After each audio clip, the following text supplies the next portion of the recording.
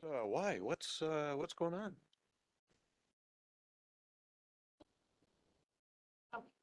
Library board? Really nice.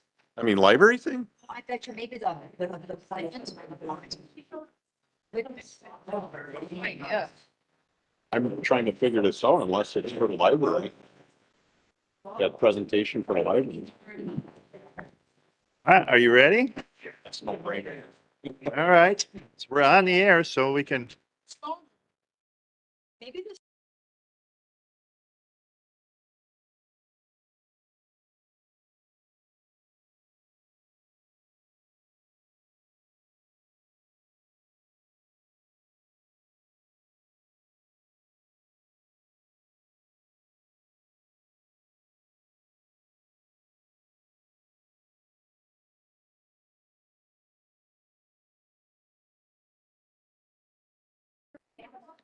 Here we go.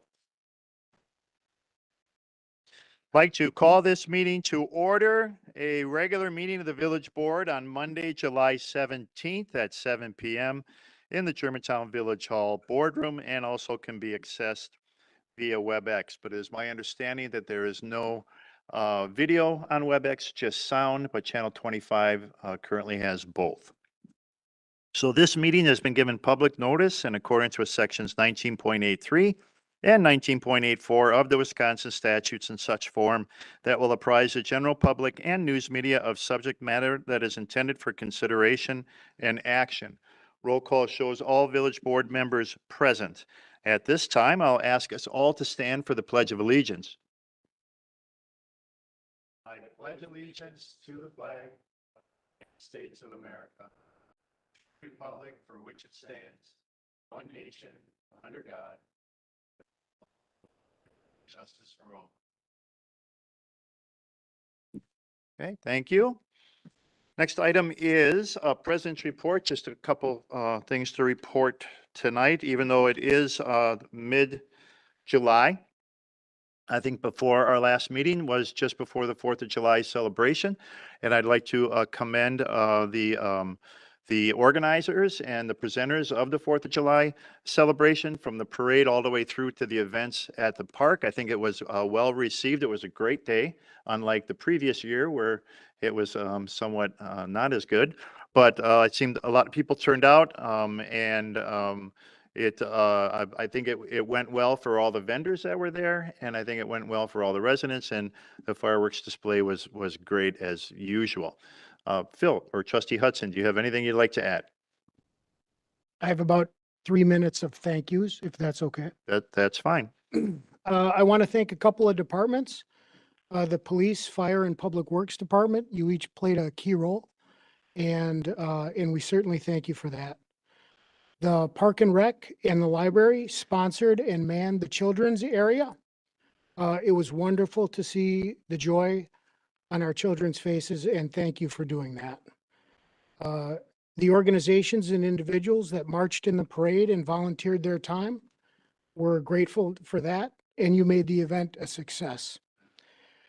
The individuals and companies who contributed gave their hard-earned money to the celebration. The event could not have happened without them, and we're grateful.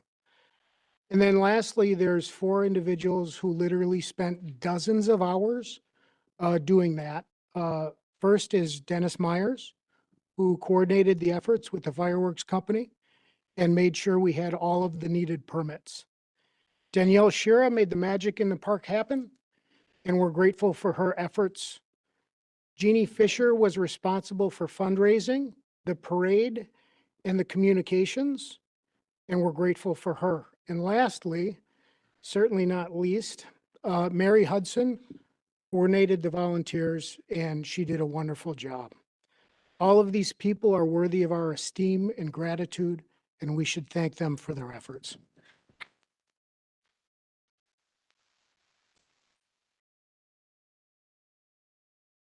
Thank you, Trustee Hudson, for that. You're absolutely correct. An event of that type cannot happen without hours and hours of preparation, planning, and volunteer hours. And I wish to thank everyone that you thanked and all those that came and participated and made it a successful event. If you are looking to get involved in this next year, please contact Trustee Hudson, and I'm sure he can find something as the time comes near for you to do. But again, thank you all and congratulations on a very successful outcome. And thank you, Phil, for spearheading it. That's all I have for President's report. So that would then take us to announcements of forthcoming events of public interest, committee and department reports. We'll start with committee reports and committee chairs with Trustee Kaminsky. The Public Works Committee will meet in this room on August 2nd. That is a Wednesday at 6 PM. Okay, thank you. Trustee Rick Miller. General Government and Finance will meet on August 21st, 6 PM in this room. Thank you. Trustee Hudson. Public Safety, 5:30 PM on August 7th. Thank you. Does anyone else have anything else for announcements of forthcoming events of public interest, committee or department reports? Trustee Pieper. Yes, the Economic Development Commission will meet in this room at 6:30 on July 31st. Okay, thank you for that. Anyone else? Trustee Jan Miller. I'd just like to put a plug in for our Park and Rec Department. We do have music at the Pavilion, and this July 20th, this Thursday, we have Bella Kane, which is one of the premier groups, country groups at the park, Fireman's Park. So if you want to come to that, that would be great. And also Thursday, July 27th, starting at 5 o'clock is the Family Fun Carnival and also Taste of Germantown.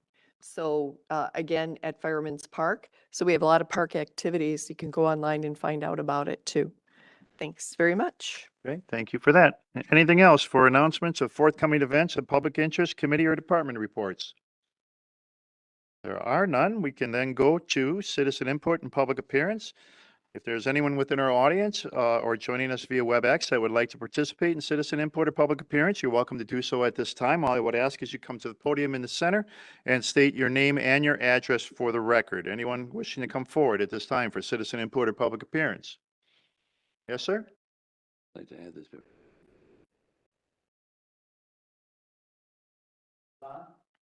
No. Push the button. There you go. Good evening, everyone. My name is Steve Stapleman. I am at N101 W16478 Santa Fe Drive.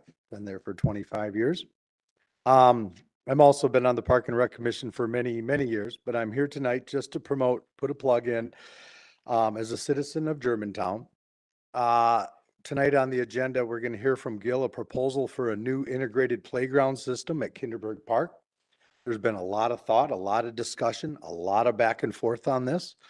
I've discussed probably the last couple years with many, many people. And I've had nothing but positive support throughout the community for this type of integrated playground system that Gil's going to promote tonight. Significant benefits are children with mobility issues, but also a lot of things to think about are, you know, parents and grandparents that have mobility issues, friends and relatives that come to visit that might have some mobility issues. To me, this is a no-brainer decision. We really appreciate your support. There's been a lot going on. Communities that have already implemented or are already in process. Jackson, Cedarburg, West Bend has a massive one going in about a year and a half. Menominee Falls behind the Hot House, a beautiful facility. So I'm hoping we get 100% in favor of this tonight, and thank you for your time. Thank you for coming forward. Is there anyone else that wishes to come forward at this time for citizen input or public appearance?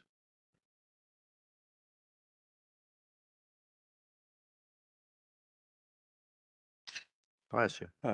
Good evening. My name is Eric Evans, and I am my wife Ashley is here as well. Sorry, address North 68, West 13337 Ranch Road, Menominee Falls, Wisconsin.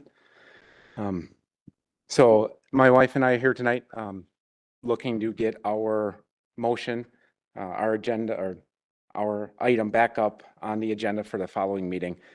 We are lot owners of Lot 1 in the Harvest Hills subdivision, and that was all with the discussion of to release the plat, to release the no access restriction, so our driveway could be placed on Elm Lane.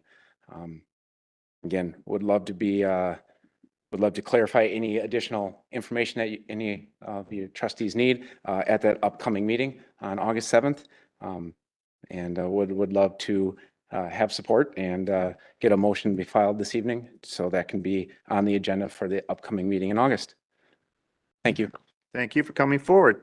Point of clarification, just so you understand, if it gets brought forward, it's tonight. No, It's not? it is not. It is on the next agenda. Oh, If it I was thought on was always tonight's agenda tonight. for reconsideration, it would be tonight. But if it's considered as a motion at the time that a motion would be presented, then it would be voted upon. And if it would be voted in favor for reconsideration, it would be on the August 7th agenda. Okay, thank you. That motion would be able to come up before new business. Anyone else for citizen input or public appearance? I better go back.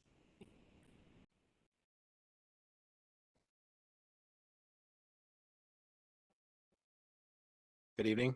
Hi, I'm Don Eby, W173 N10293 Woodbridge Lane. I'm here tonight to echo a lot of comments that Mr. Stapleman said earlier about our the item on the agenda tonight about Kinderberg Park and my support for it. It is one of the reasons why I came to Germantown was for community. When I moved here 15 years ago with small kids, but both of which one is just graduated from high school, from Germantown High School, and the other one is a high schooler as well. But we came here for community, and one of the things that we were talking about even earlier today in tonight's meeting, having to do with the 4th of July, the community, all the things that come together with this. I just want to say that the importance of investing in our community, spending the dollars to be able to have a fantastic park and facilities for our kids, our families. I hope that we get support from everybody here. Thank you very much. Thank you for coming forward. Is there anyone else that wishes to come forward at this time for citizen input or public appearance?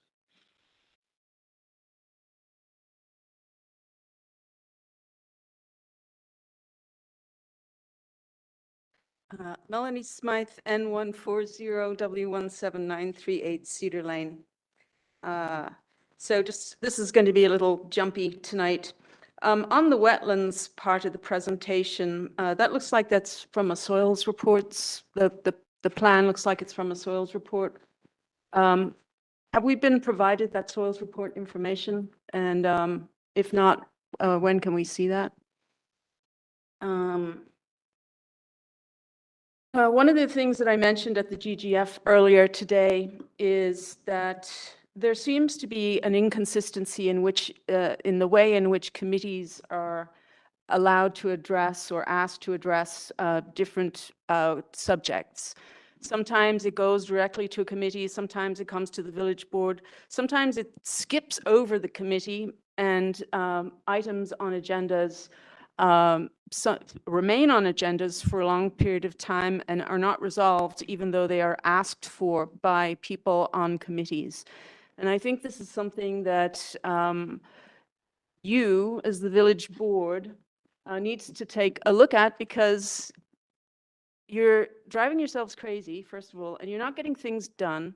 Things are getting attended to out of order, and you're wasting time. So I would suggest that perhaps there's a review period, especially coming up with budget time, and that the governance GGF people take a look at what should be happening and remind everybody about how committees are supposed to work. There's even one committee that is illegally put together. It's supposed to have a public works person. So when they vote on things, is that even a legal vote that they do? I don't know, but those are things that need to be looked at. I support the Harvest Hills Elm Lane access, and we'll be back on the 7th to help support with that one.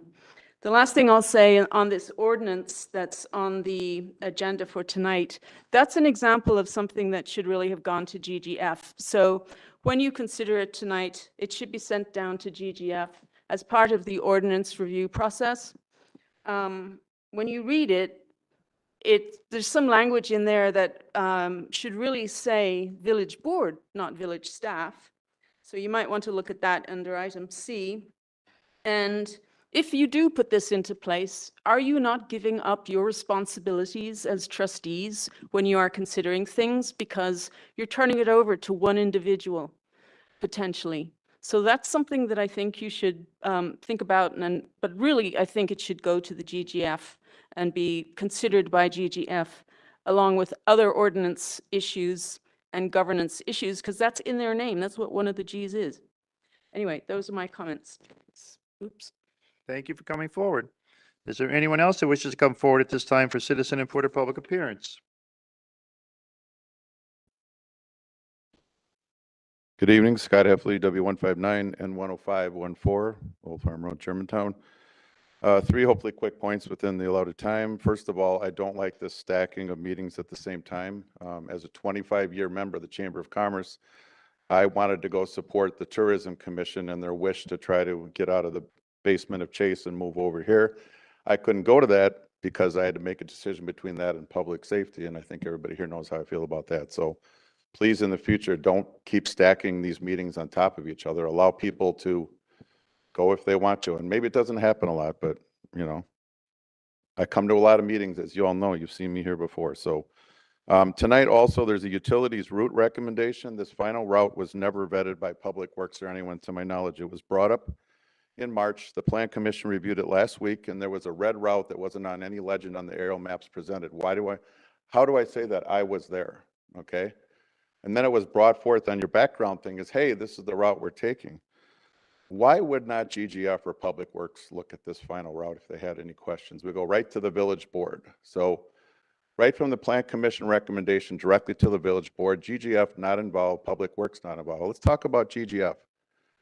The Muni Code that came out in 1999 states that you have governance over anything coming forward, governance over changes in zoning, changes in ordinances, changes in regulations. It all goes through GGF, and we've bypassed that, in my opinion.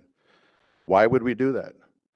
I want that committee, which is half the village board, to have input on what we do. If you don't want to do it, just say, hey, we've already discussed that, we're good. But that is a necessary step we need to do. We got to stop bypassing committees. It's happening all the time. This is my opinion.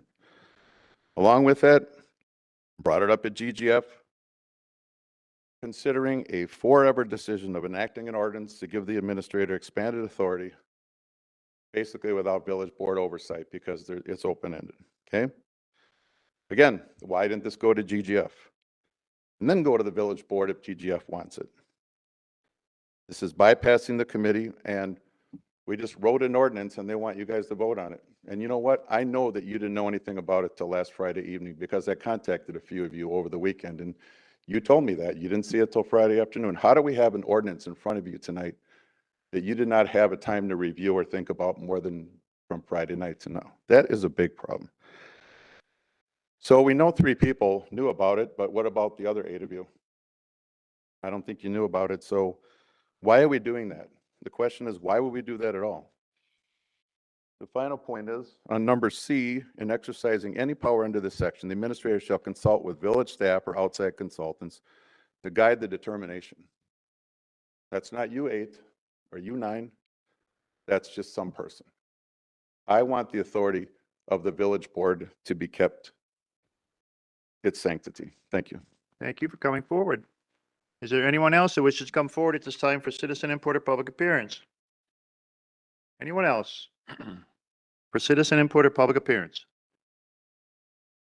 If not, we can then go to our next item on the agenda, which is appointments. Motion to approve Roman numeral 7. Motion to approve and seconded for Roman numeral 7, items A, B, and C. A being Park and Recreation Committee, Bridget Hank, B being Tourism and Economic Development Commission, Joletta Kirpin, and C being Library Board, Joyce Nelson. Any discussion on that motion to approve? Trustee Jan Miller.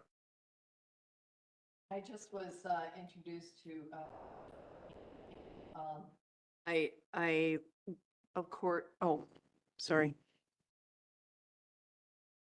I had the pleasure of being introduced to Bridget Hank, and I just wanted to let you know that she does work in a division of MMSD. And so I wanted the board to know about that. And I talked to her and she said it's a different division. So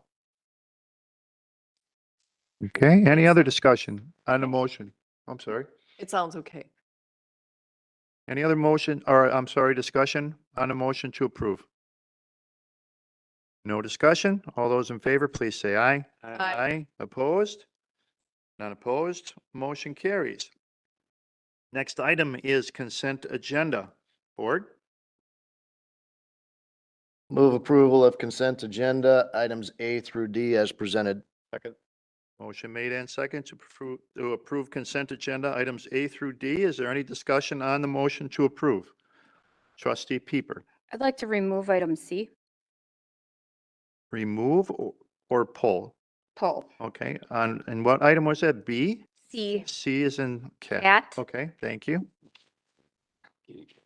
Meow. Meow. Any further discussion? Trustee Rick Miller. Yeah, I just have one comment that the new format of the minutes, I don't know if it's the civic clerk or the way the format is, but they are really easy to read, and I thank you very much. You didn't think you were going to get that, were you? You get the credit. She was ready to duck. All right, any other discussion? We're up. The motion then would be to approve consent agenda items A, B, and D. No further discussion? Roll call vote, please.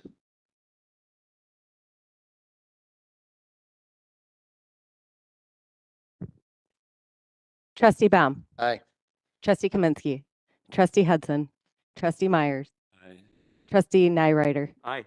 Trustee Rick Miller. Aye. Trustee Jan Miller, Aye. Trustee Pieper, Aye. President Walter. Motion passes. That then takes us to consent agenda item C. Trustee Pieper. You know, I side with the residents on this one. When the villages that fall, just like that woman's basement that flooded, that was absolutely our fault. I read through both claims. One of them, she couldn't see at night and she got into an accident. Fine. This one, this seems to be our fault, and I'm absolutely not going to vote to disallow her claim. Okay, so are you willing to make a motion to, or just leave it for someone else to make the motion to go forward with the disallowance of claim? Fine, I'll make a motion to allow the claim. I probably won't get a second because I'm always Second. by myself. Thank you. Thank you, trustee. Motion made and seconded. Discussion. I want to go to the village attorney for input as to why we usually go through the process of disallowance of claim, and it's not that we're absolving ourselves from responsibility, but it's a recommendation from our insurance company, and it allows the claimant to pursue action on their own into the court system. But the village attorney can explain it better than I can. Correct. Basically, and this will sound like a broken record, but we have immunity for lots of things that we do. The general idea behind that immunity is that it is better to have the individual take the risk through things like having their own insurance for damage to their vehicle than it is to have the taxpayers pay for what amounts to discretionary acts. Whether or not we pave a road, whether or not we tar a road, those types of things. In addition, with respect to this particular claim, she drove through some tar, went to the dealer. Dealer, of course, said, "Oh yeah, we'll replace all 4 of your tires." You didn't need to replace all 4 tires. Tires, after you drive around a little bit, all that stuff falls off and the tires are fine. So for those reasons, both the insurance company and I would recommend denial of the claim. Further discussion on the motion. Trustee Pieper. Then why wasn't this information put in the packet or available to us? All that was put in the packet was her claim. We should have been privy to those details, don't you think?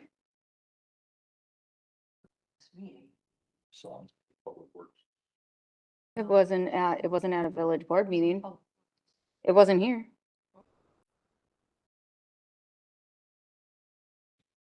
Was it put before committee? Yeah, it went to GGF, I think. Okay. An hour ago. At tonight's meeting? No, last month. Okay. So it was part of the GGF meeting previously? So I'm supposed to go search for it? Shouldn't it be part of this packet?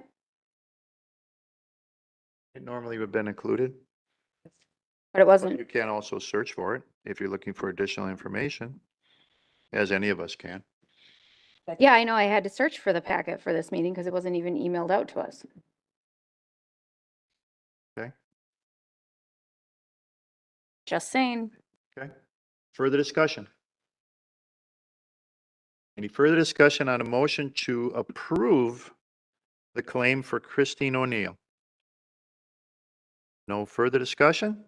All those in favor, please say aye. I do roll call because it's We'll money. do roll call vote, I'm sorry. Roll call vote.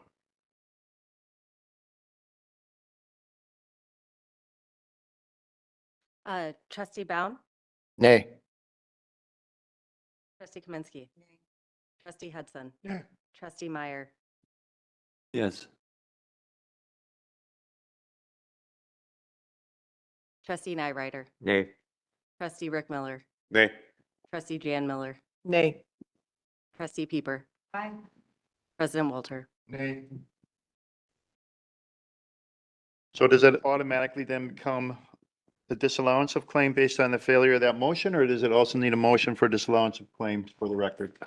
Under Robert's rules, it probably would mean that this would be disallowed, but I think just for the purposes of the statute, my recommendation is always to do a motion to formally disallow, just so it's clear. Okay, I'll make a motion to approve the disallowance of the claim as presented. I'll second it. motion made and seconded. Any discussion on the motion? No discussion, roll call vote, please. Trustee Baum, Aye. trustee Kaminsky, trustee Hudson, trustee Meyer, No. trustee Nyrider, Aye. trustee Rick Miller, Aye. trustee Jan Miller, Aye. trustee Pieper, Nay. President Walter. Aye. Motion passes. Takes care of all items on consent agenda. Mr. President, When do we do the motion? before we go into new business, I'd like Trustee Baum, I'd like to make a motion to reconsider the driveway access to Elm Lane. Second. motion made and seconded, and for those, just so you know, it was an item that came before the last meeting we had in June, before the July 4th break, and there were 8 people that were present at the board, and 4 voted in favor of allowing the access to Elm Lane, and 4 voted against. And because of the tie, the motion fails. So you are able to bring up anything that's on the agenda at the very next village board meeting for reconsideration. But the person that brings the motion forward has to have voted in the positive, or what the motion, who won the motion, which would be the 4 people that voted against it. Or it could have been put on the agenda with 2 trustees signing. But being that we have the motion for reconsideration, if that passes, then it would be put on the next village board meeting as an agenda item. And then that particular motion will be picked up at discussion, right where we had left off before the vote, just so everybody is aware and understands the process and procedure. So right now we have a motion for reconsideration, which needs a full majority of the village board to go forward. And with that, is there any discussion on that motion?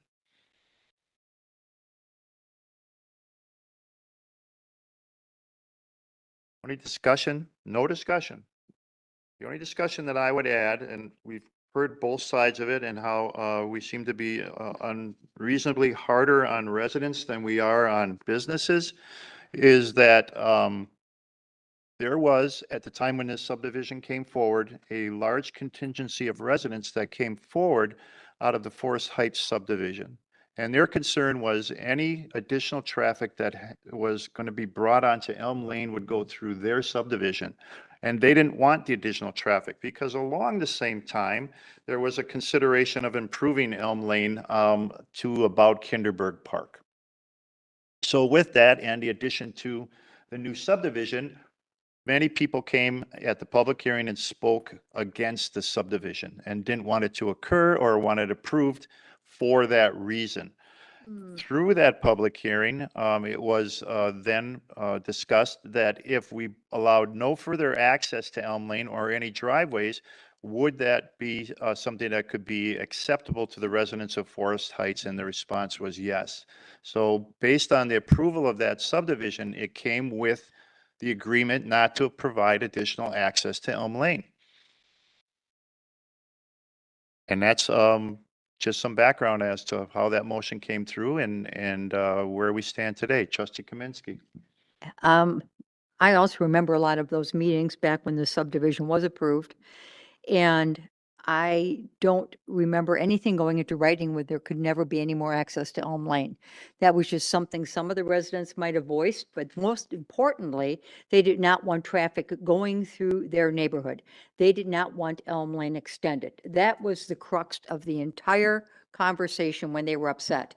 So now we're suggesting that we can't have driveways on Elm Lane because Elm Lane might become another Mequon Road, according to the state, which would mean it would shoot through, knocking down hundreds of trees.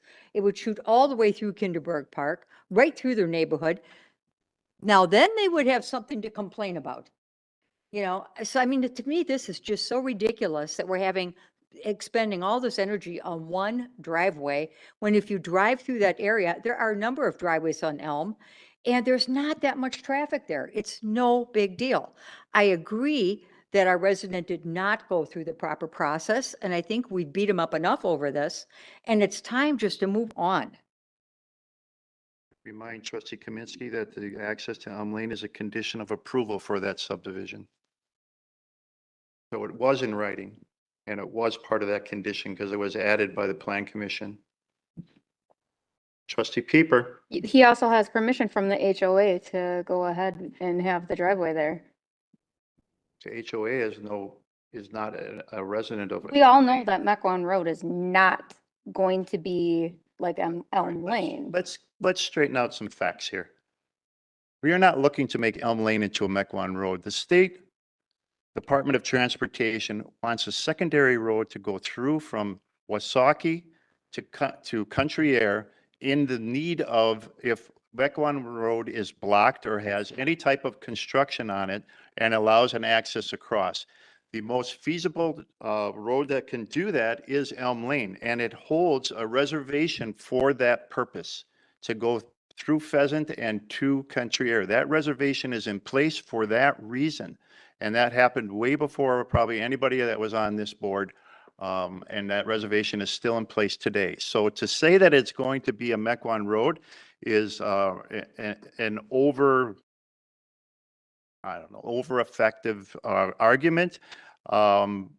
Its purpose is to be a secondary road for when conditions of Mequon Road don't allow transportation to go through from Wasaki to Country Air. And Could it be sometime? Sure. Is it going to be in my lifetime? Don't know. Are we completely forgetting about Fryside Road? There's other issues. I'm good with voting. Trustee Hudson. Just a point of clarification, Kinderberg Park was referenced twice. It's actually Friedenfeld. I'm sorry, Friedenfeld. You're correct. Very south. Further discussion?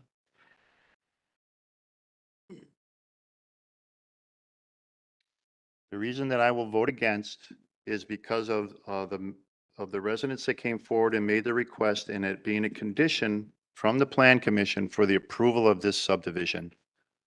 So to vote against it and say, okay, now it's okay, that means that everybody that was in this room and took time to ask us not to provide that access, I'm now saying, yeah, that doesn't matter.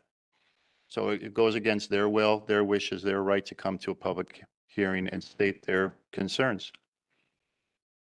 And that's why I will still vote against it. Further discussion, trustee Jan Miller. So is the motion to put it on the agenda for next meeting on the village board? Mhm. And then at that time, anyone from the subdivision may come and have their citizen input as well. Absolutely, as anybody could at any public hearing, or actually public meeting. It's not really going to be a public hearing. It's going to be a I reconsideration of mean, that, reconsider, that vote. right? They can voice their opinion. Yep, during citizen input. Yeah, absolutely. Further discussion? No further discussion? Roll call vote, please. Trustee Baum, Nay. trustee Kaminsky, trustee Hudson, Aye. trustee Meyer, Aye. trustee Nyrider, Nay. trustee Rick Miller, Aye. trustee Jan Miller,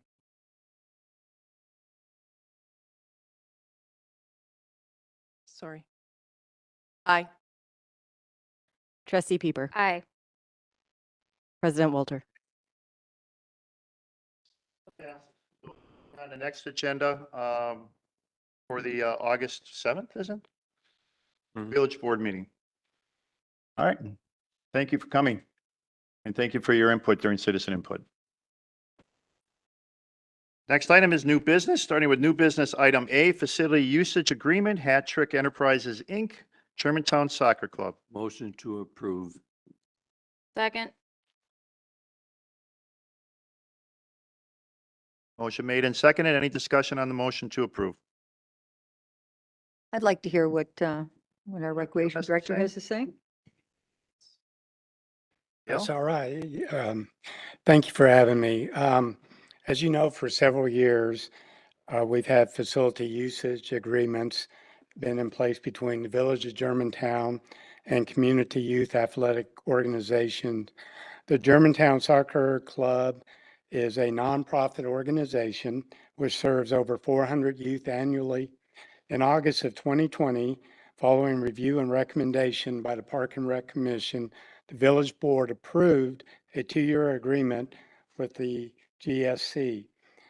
This agreement will expire or has expired as of June 30th of this year. The field use agreement will be between the village and Hat Trick Enterprises Incorporated, a local nonprofit corporation governed by a volunteer board of directors. For several years, the agreement has not, we charge per player to help us to keep up the fields that they use. And for several years, this charge has not gone up. As you know, as I came before you in the past, Total Lawn Care that does all the work, field maintenance, does aeration on all turf, applies Nutrisphere and broadleaf herbicide on the 4 parks that the soccer club uses. They went up about $13,000 in their fees due to rising costs of all their chemicals and everything that they use. So I'm asking this board to allow me to raise the participant fee to $20 per player to incorporate or help address all the field maintenance necessary to improve field conditions. The fees paid are deposited in the Park and Recreation Facility Fund designated for the use by the village to help maintain the spaces used by GSC. The Park and Rec Commission reviewed and followed the recommendation on this agreement at the last Park Commission meeting in June. Trustee Hudson. What's the old amount, Gil, please? Sir, We're raising it to $20 from what, please? it was $10. So we're 10 to 20. 100%. Works. Thank you. Just so you know, I went in and I figured out all the services that we get at the 4 parks, which include Friedenfeld, Kinderberg, Hofstrasse, and Dinesville. I figured all the treatments based on the 400 kids. In actuality, it costs $27.60. So trying to keep in line of what we're charging football as well. Trustee Nyrider. The $20, is that an annual fee? So we're talking $40 per child in the 2-year agreement here? Or is Yes, that sir. 20 for the, okay. Oh, yeah, it's a 2-year agreement, $20 each year. Should that maybe state that in the agreement? Yes. Under number 6? Yes. Because for each participant playing in the league. But do we want to put in there that $20 annually per year, Okay. however we want to word that? Yeah. Yes, okay, I can make that change. Further discussion? No further discussion? All those in favor, please say aye. Aye. Opposed? One opposed? Motion carries. Next item under new business is renewal of Class A fermented malt beverage, including cider and intoxicating liquor license for the period commencing July 1st, 2023 and ending June 30th, 2024 for Jimma Corporation, Rajan Sharitha, agent, Holy Hill Road, Shell, which is located at North 128 West 21760, Holy Hill Road, coolers, offices, back storage. Motion to approve new business B. Second. Motion made and seconded. Any discussion to approve? No discussion? All those in favor, please say aye. Aye. Opposed? None opposed? Motion carries. Next item on the agenda is item C, Engberg Anderson Conceptual Design Presentation to the Village Board on July 17th, 2023. Sure this is on. The floor is yours. Should be on. Thanks very much. My name's Bill Robinson. I'm the president of Engberg Anderson. Been there for 33 of its 36 years. With me are, well, I'll let you guys introduce yourselves. Excuse me. Name is Eric Blowers. I'm a senior associate at Engberg Anderson. I'm Sarah Ponto. I am a principal with Engberg Anderson. Do we just go? There we go.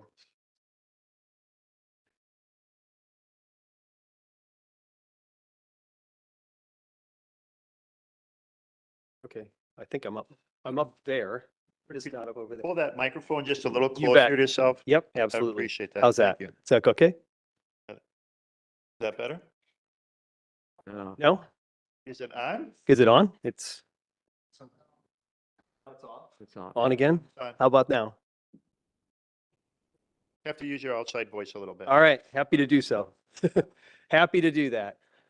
Just a little bit about Engberg Anderson. So we've been in business since 1987. The preponderance of the work of our firm is public libraries. We've been doing them since, well, very first project I ever did was Mequon Thiensville. Oh, it says 290 on that screen. We're probably at about 300 now.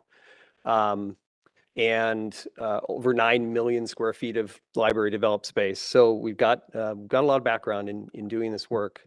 And all around the country, on the right is a list of libraries that we've done more recently in the state of Wisconsin. So when we were asked to come in and do a presentation for this public plan, planning process for an expansion of the Germantown Community Library, one of the reasons that we were interested in this process is because it's not simply a process of sort of building a space with a sort of foregone conclusion of what that work is, but we're beginning with a process of programming that space and understanding the needs of the community, the capabilities of the existing building, and then how we kind of bridge that gap.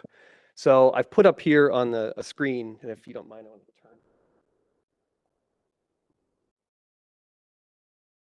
turn. Just some of the things that were identified by staff as potential needs in the library. Obviously, space for additional collections, seating and different kinds of seating than they have currently. The ability for patrons to do what's called self-help or wayfinding within the building. It's actually a fairly difficult building for a first-time user to experience and find things on their own. Some really clearly delineated and more robust space for teens. more active play and additional space and activities for children, more functional kids program space, as well as improvements to the public meeting space. Restroom improvements, including restrooms in the library, so you don't have to leave the secure zone and the safety of the library to use them.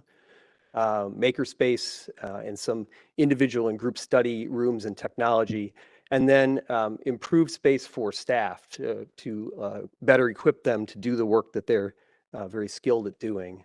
And the big thing in library design is flexibility. So creating a space that allows, as collections change, as functions change over time, you don't have to keep going back to the big well to get things done in the space. We've done a lot of conversions and expansions. There are a lot of kinds of spaces that are now sort of part of the library world. One of the things I'm often asked is, we have the internet now, why do we need libraries? Well, we for one reason, we need library staff to help us navigate good information on the internet. But libraries have really become places for content creation as much as they are for content consumption. So collaboration, maker spaces, business incubators, meeting, opportunities for people to work together and be educated. And these are examples from some of the projects we've done recently, but I don't want to dwell on those too long. So the process of doing programming begins with an unbiased evaluation of what's already in the building. What's good about it? What's bad about it? What strengths does it have? Where does it pose challenges to the staff and to the public to use the library and perform the services that they need? And we've started to think about that building a little bit. Some of the things that it does have, it's got wonderful high spaces and natural light. It's got a large, formerly once upon a time flexible meeting space that isn't flexible anymore. The park-like setting is fantastic. There was a plan for internal expansion, which we want to take advantage of as part of this process. But there are some things that get in the way too. The shelving placement and the way the library functions internally, inadequate space for children's programming, and a hard wall that means that can't really expand or grow. No dedicated space for content creation, et cetera, and a need for additional technology and space for teens. So the process is to figure out how to get from where you are to where you're trying to get to. And one of the things that's a big component of that in projects like this is input from and collaboration with the public. And there's a couple reasons you do that. One, so that the staff gets a real understanding of what the public thinks they'd like to see in their building, and the services and functions and collections and things that they'd like to see grow and expand. And we have processes that we do that. We have an activity that, Eric, maybe you want to talk about the Keep, Toss, Create a little bit? Yeah, absolutely. So we call it Keep, Toss, Create, and really it's a kind of a simple way of drawing out comments from people who are maybe a little bit more shy. And so we kind of, we'll put like an existing plan up, and we'll give little dots and we'll say, hey, put a red dot in places of the library where maybe things aren't working well, maybe they're a little bit ineffective. Green dots in areas that are great, well-loved, please keep these, build upon these. And then a yellow dot for, hey, maybe it could go, maybe it could stay, kind of depending on the activity. Maybe it's effective, maybe it's not. And so that's kind of a way of drawing out information for people who are a little bit more shy about having their voice heard, and we can kind of extract that data and build upon it. A lot of that process involves diagrams and imagery that help the public understand options and things in libraries they've never seen. Librarians and architects who do libraries all have this habit of visiting libraries all the time, so we get to see innovations and change, but a lot of people live only in their own community library and they don't have that experience of seeing other opportunities, other spaces. And then we use a lot of visual tools, and we'll talk about those as we go forward, to help the public understand what those options are and to picture and visualize them. We develop and study a lot of options in this process. So it's not just a process of trying to create visuals for fundraising. It's a process of trying to sort of fully flesh out the program for the library and then figure out the best way to achieve that using the resources available, the space available, and the space available within the expanded building. There is a cost estimating process that's built into this. So as we're working through this, we're getting estimates of cost both for the building construction as well as for changes to the furnishings and equipment. so that we have a really clear understanding of what the project cost is before we get into the fundraising and sort of public funding part of the project. And we're evaluating long-term flexibility and the potential for the building to be expanded in the future. One of the things you want to be really careful about, and there are a couple of examples in this building that are in kind of fall into this category, is not putting things that are expensive to move in the way of future expansion. And there is some of that happened in the original design of the building. So, and then evaluating the construction options. In this case, what we're going to do the floor expansions, kind of a clear process. So we spend a lot of time looking at the kinds of spaces and how they relate. And so this isn't just going to be build the floor and fill it with stacks. This is an opportunity to rearrange spaces so that they make sense, so that they work together, so that spaces that are active are together, spaces that are quiet and reflective are together, and circulation's clear and easy for the public. We do a lot of diagramming, we do a lot of evaluation, we go through more processes like the one that Eric was talking about. And we look at all kinds of different spaces and evaluate their merits of them for your library. One of the things I like to talk about when we talk about projects is the relative cost of doing a capital improvement like this. And generally speaking, for every dollar that you spend building a building, whether it's a new building or an expansion or a remodel, over the life of that building, you're going to spend 3 times that on energy and maintenance, and 8 times or more on staffing. So the more efficient we can design the building to accommodate and improve the skill and ability of the staff, the more efficient that building can be to run over its lifetime. A little bit about the schedule for the project. As it's imagined, the overall arching project begins, the conceptual design phase would actually begin in mid-2024, so next budget cycle. It runs through the end of that year. And then the library has set aside a fundraising period of 2025 through the middle of 2026. So about 18 months working with a fundraising consultant and doing the larger campaign.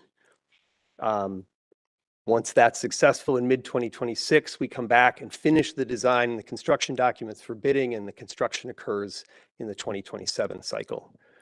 The shorter version of that, our work, is a series of workshops, some with the staff and some with the public, and periodic presentations, as well as the estimating cycle. It's on here. I won't spend too long on it. And then a little bit about some transformations. And feel free to jump in, guys. This one's, I'm just going to go through a few. These, in each case, the upper left picture is the before, essentially. So these are libraries some of them are close enough to go visit. Menominee Falls Public Library's new teen space. The teen space before really was a series of stacks, which is kind of a familiar story here. And their old kind of multifunction lab that became their makerspace and computer lab. So lots of power, lots of storage, lots of access to things for the public. Want to talk about that one? That's yours. Just that one? Yeah. Yeah, so this is the Macmillan Memorial Library in Wisconsin Rapids. So this particular space is what they call the adult room. It's kind of the primary collection for adult patrons. And really the space was largely untouched since it was built in the 60s. And so this was kind of part of a larger study to look at what the future of the library wants to be and how to kind of bring it out of the 1960s and help serve patrons of today. And another look at the same library, just kind of a little bit of an underutilized corner of the building and how that can be kind of a backdrop for a pretty impressive makerspace. And then this is just a look at kind of the utilitarian use of space for their former makerspace and how we could really utilize the character of their existing building to make something special for that new space. And this is the Tippecanoe Branch Library for Milwaukee Public Libraries. And as you can see in the before, very dark wood, really bad lighting. In this particular space, it's a lower ceiling. They had a wonderful wood ceiling that we were able to uplight and actually add acoustical batting to the back of the wood paneling. And so it created a real central focal point that was there originally, but we enhanced it. and really kind of reorganize the spaces. I think the next one shows that. They didn't have an enclosed story time room or program room. But by adding some movable walls, we allowed for having a closed-in space that could be used for those types of programs. But when you open it up, it can be used as just general study space. Like that. Like that, yes. And then this one is this is the children's department. There's a few quick slides here at Waukesha. So this is the children's expansion at Waukesha on the second floor. That's actually their study room, and the similar character. That wall retracts to allow the use of that space for other functions in the library. This one we actually created early childhood play space for interactions between guardians and children in early learning. And a tween space, which in a library of that size, or frankly yours, it's kind of an in-between market. The kids that feel they can't go to the teen space because they're not quite old enough, but they don't want to be in the kids' room. So it's kind of that falls in the middle kind of space. This is also Waukesha Public Library, and we had done the previous renovation in 2008, 10, and they asked us back to help with reimagining their first floor after we had worked on the children's department. So the entry sequence as you come into the space was very, again, low, dark, and congested. And we were able to really open that up and have a much more welcoming entrance. Service desk, the service point, very centralized. They had lots of sort of satellite spots, and it was really hard to find anyone to help. And this is a really front and center kind of location now. Yeah, another good example too, they used to have a separate reference desk, and they combined the functions in a central point where the staff now has better eyes on a larger portion of the floor. So fewer staff can monitor a larger area of the library. They also back up to the back of house area, so they have, people can see if there's, a lot of people that need help out on the floor. This is just another image of turn the other direction of that checkout space. And then this was their old, they call it the Carnegie Room. It's the footprint of the original Carnegie Library, and we raised the floor and made it into a new public function space. One of the last things I wanted to show you is it's part of the design process for us to do some pretty intensive rendering. And one of the things we do as part of the fundraising process, and we did it here at Waukesha, there's a series of visual points where we put little signs like the one you see on the right-hand side with a QR code. And these actually are functional right now. If anybody wants to pull out their phone, you can actually see three-dimensional views that you can stand and scan the entire room from those points rendered out. They do a fantastic job in sort of getting people engaged when you're, especially in the fundraising process. And that kind of goes hand in hand with that whole public interaction piece. People support the library when they feel like their voice has been heard as part of the planning process. And so the more we do in this early design phase with interviewing and working with the public and bringing them to discussions, the more they feel like what is finally in the drawings represents their opinion, their ideas, and therefore something that they want to support. So I'm going to skip through. These are all images of render on the left, real space on the right, just to show you some of those examples. And with that, I'm going to stop because I think we had 10 minutes and I'm pretty close, I bet. But we were happy to take some questions, and I think Trish is here as well if it's more directed to the library. Board? Trustee Myers? Makerspace, teen area, and for the young children are very, very important in libraries. Very. I'm on the library board for the state of Wisconsin for the last 7 years, which is up in Kilburn, Mhm. up in my Wisconsin Dales. Oh, thank you, Dave. Loud voice anyhow, but I could hear you. And so having removable walls, glass walls and so on are very important in regard to some of the examples that you actually showed us. They're very important as such, because you can actually change them from year to year if you want to change that aspect, but otherwise you have to do additional interior walls. But thank you again for your presentation. Happy to present. Yep. Have to be recognized by the president.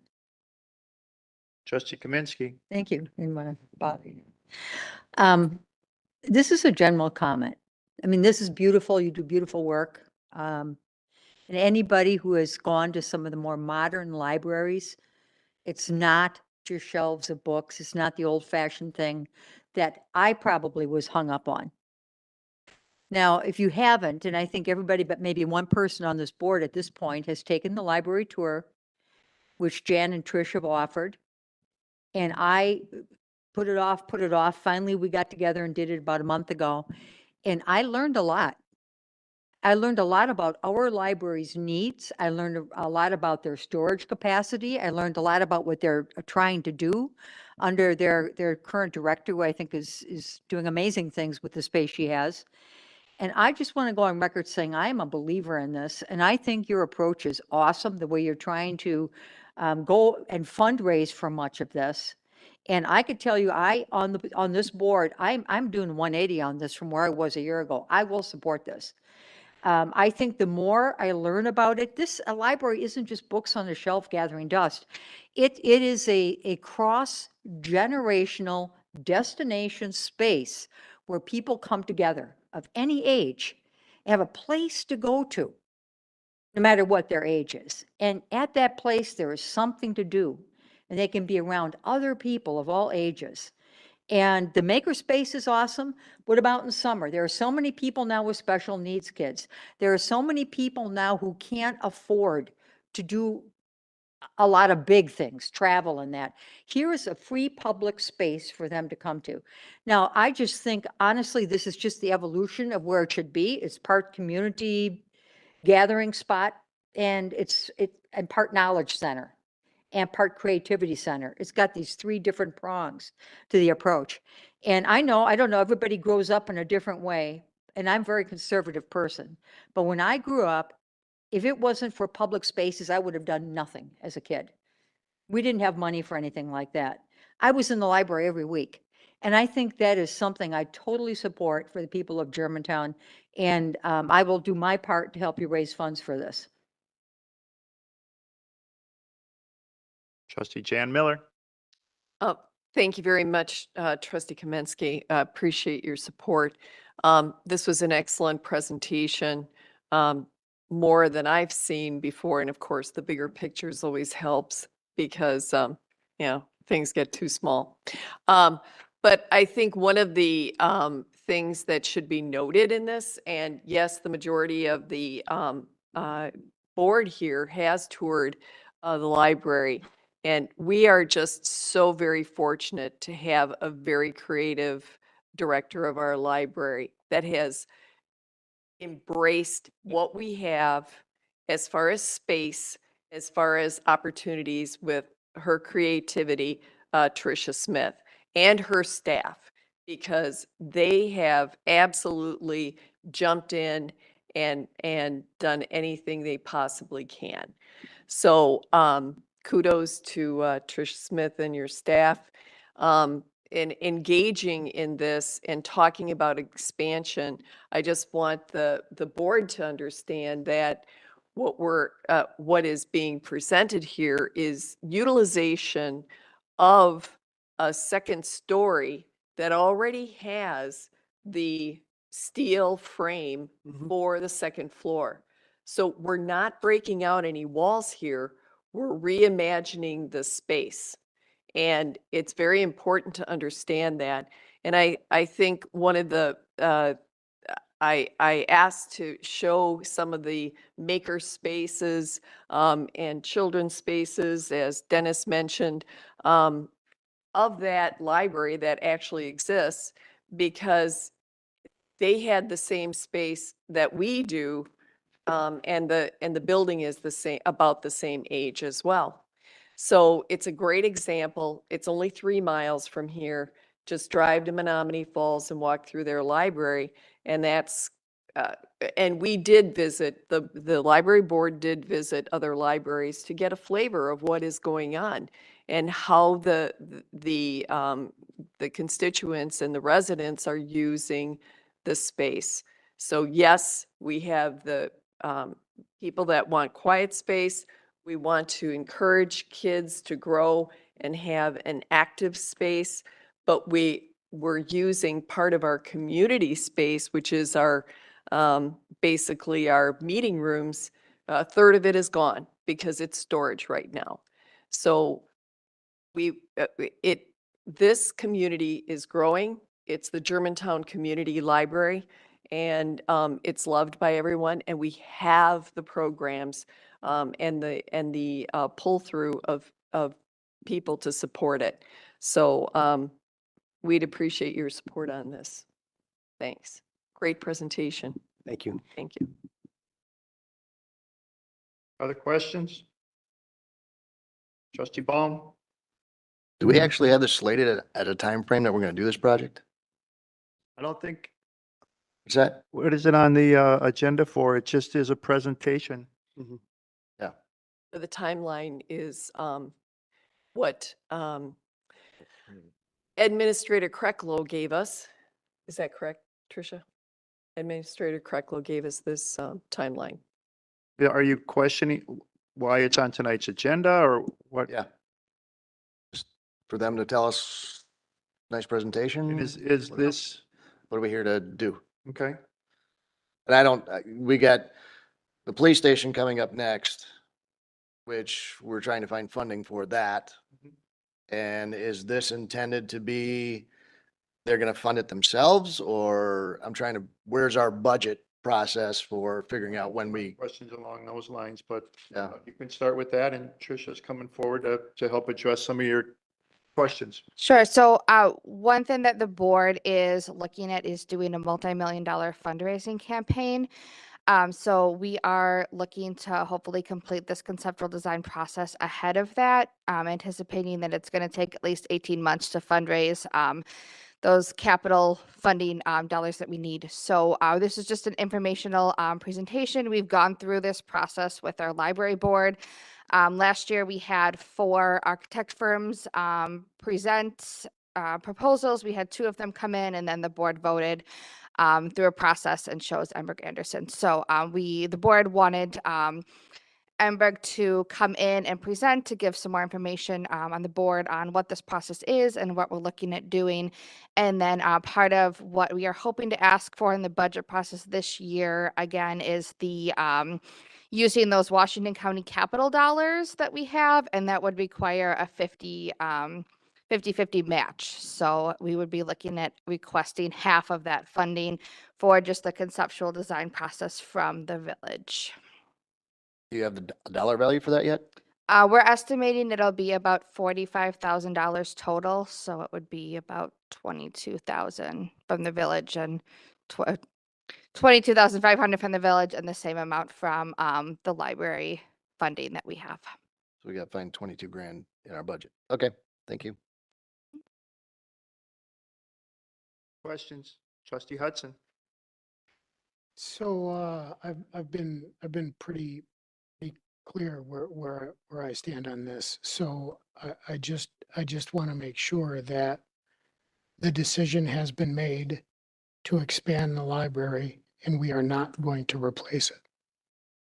That would be the board, the direction the library board is going in at this time. So I guess my question is who makes that decision? That's for the village attorney. Well, certainly under the statute, the library board has control over its facilities. It does get a little bit hazy in situations like this where, there's kind of that joint, funding, if you will, that's part of that process. But certainly, if the library board, for example, wanted to do a multi-million-dollar fundraising effort to expand their library, they have control over that facility by statute. It may require us amending agreements or resolutions that are presently in place, but So I continue to question as to whether we should be expanding a dated building. So, but if the library, of course, raises the funds and spends the funds with no input from the village, there's no input from the village at all, correct? right. Well, and through this process, we would definitely be engaging the village. And we would be looking at the long-term goal. Yes, we are going to fundraise, but the building would still be under the direction of the village as a village facility. And we do have that, I believe it's $820,000 of capital funding. So we would need a match from the village to spend that. You and I differ on. But Yep. Part of this process. I understand and thank you. So you would use your $800,000, and at the time that you would decide to use it, we would need to come up with $800,000 as well? At the time that it was spent, yes. Who paid for the HVAC system? The last repair? We did? We did. We paid 100%. Yes, we did. Nope. No, it was chosen not to. One way we split it, the other way we don't. I think the village attorney has hit upon an interesting concept in regards to how that's worked out based on responsibility of building versus maintenance of building. And my question comes, I mean, the library board has chosen this group, and they've done a great job in your presentation, and all the work you've done is very commendable and looks fantastic. And I'm sure that all the people that you've done this for are very grateful and enjoy it tremendously and as part of that community resource. But when we're coming down to the hard tax, and this is no slight to you, it's more of a discussion. Doesn't this have to go out for bid, depending on whose project it is? Well, yeah, the construction certainly would, whether it's us or the library or whoever, those are all public entities for which public bidding would apply. Is the architectural group the project manager of that then? Or how does that play? Or we're just using their plans? Not necessarily. That would, ideally be what the library board would like to do. But this right now is just for the conceptual design process. So whether we would go forward with that, that would be up to when we go up for bid for construction. So question for the village attorney is, at the time that the library board decides that they're going to do this and requires their 800,000, where do we stand with that? We just need to do it? No, certainly my reading of both the agreement with the county and the statute would be that, this body can choose to fund whatever it wishes to fund as it relates to the library. There are certain components of the funding that we have to make by statute, in terms of the annual allocation that we have to make. But above and beyond that, there are no requirements. It's totally within the purview of this body how it wishes to spend its funds.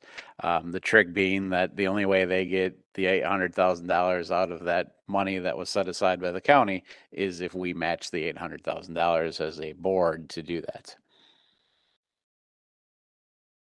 Trustee Hudson? Okay, so they can't spend their own money unless we say it's okay. And if we say it's okay, we have to match it dollar for dollar. Is that a correct paraphrase?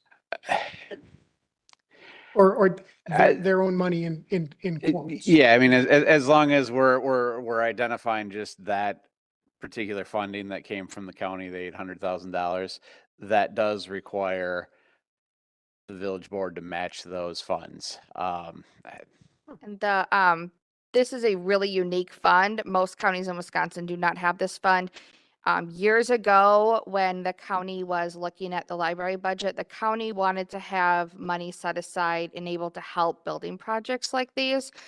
So years and years ago, that was the thought process. In reality, it's very tricky. There's libraries in the county that they already did a building project. It's very hard to match that funding. So it's a very tricky, and we understand too that as a library board, it's a very tricky fund that has a lot of different opinions and isn't ideal and isn't easy to use either, because we do need that match from the village. So The wrinkle that I'm not quite understanding, and perhaps the village attorney can shed some light onto that. I know that when we had, and maybe this isn't even a good correlation, when we had the outdoor performing arts pavilion, that was all done with raised monies, where it was out and asked for donations. And then when it came down to having to build it, there was some special circumstances where, we had to go through certain requirements, but because it was donated funds, it didn't cost as much out of pocket. Is that similar in this situation based on what their fundraising is? Or does it have to play into, let's say they, by God's grace, they get $4 million, and that's just an exaggeration, and they don't have to go into the 800,000 to cover it. Does that mean that then there is no match requirement if their fundraising is so successful and over the top that it's not needed? No, the library is still a public entity, and so the bidding requirements do apply. The bidding requirements didn't apply in the case of the pavilion because it was effectively donated materials and supplies that went into that, the statute expressly exempts from bidding, that you can do it that way. Interesting. Trustee Baum? The Menominee Falls Library has been referenced quite a bit tonight, and as I understand it, the Village Hall is connected to the library, which is connected to the police station. Is that correct? Why have we not thought about that? In connecting all three of our buildings, seems like it worked out well for them. We're looking to build a new police station. Maybe we tear down what we have, connect the Village Hall to the library with the police station, expand the library. We have one group thinking one direction without a larger vision of what this village wants to do. Who's leading this parade is the big question. Are we supposed to lead it? Is some smaller entity supposed to lead it? Who's exploring that larger picture? Nobody's even thought about that until I brought it up right now, I think. What's the real process for getting this moved forward in a proper direction? Village Administrator? Well, those, when it comes to the overall capital plan, that's something that staff works on and presents to the Public Works Committee. And both the police department and the library expansion have been elements of that. I would say when it comes to an issue of looking at the different facilities, how they fit together, another factor to take into consideration when you'd be looking at like demolishing both of those buildings, or actually all three of them. There's all three buildings there, and building one larger building in its place that encompasses both of those functions, or possibly both of those functions. And then this function is the logistics of operating during that demolition and construction process. I think that one of the reasons is, as we've been working on the long-range capital plan, that we've staged things the way they are, is number one, those are the priorities that the village board has expressed. But number two, just working through operations. So the police department, Public Works is under construction now. The police department, under the capital plan, will begin design work on the police station this year. The feedback that we've received from the board to this point was to look at the current Public Works facility that's being demolished as a new site for the police location. That's where the design would take place. And again, that'll be back before the village board for review and approval, again, sometime yet this year. If that's where the new police building is built, when that becomes open, then the two buildings that the police department is currently in, including one that actually is the old library, would be available. If there is the type of construction that's being presented here tonight, the library would not be able to operate during construction in the building that they're in. So they could move on a temporary basis into what's now the police annex and used to be the library to operate while construction is underway. So yes, it has been looked at. There has not been any sort of conceptual design work on some sort of a consolidated facility. But the plan, as I just kind of expressed it here, has been presented, to the Public Works Committee and to the lesser extent to the village board. Trustee Chan Miller? Couple of things.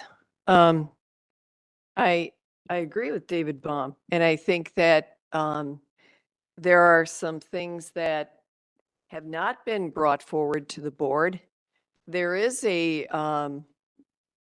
capital plan that is presented to Department of Public Works and all the other departments, and it's something that is not shared to the village board. And I just got it. So it outlays 5-year plan. For roads. No, What's the no, Capital plan? capital plan. That's Did you not see it? That's not a public works thing. That's been going on for years. Have you, Yeah, I've seen it. Directed It's it. evolution. Yeah. it's it an evolves. evolution? It evolves. I think we started that under Administrator not Krecklow, our former administrator. Yeah. Shornack. Well, I just got it this week. If I could,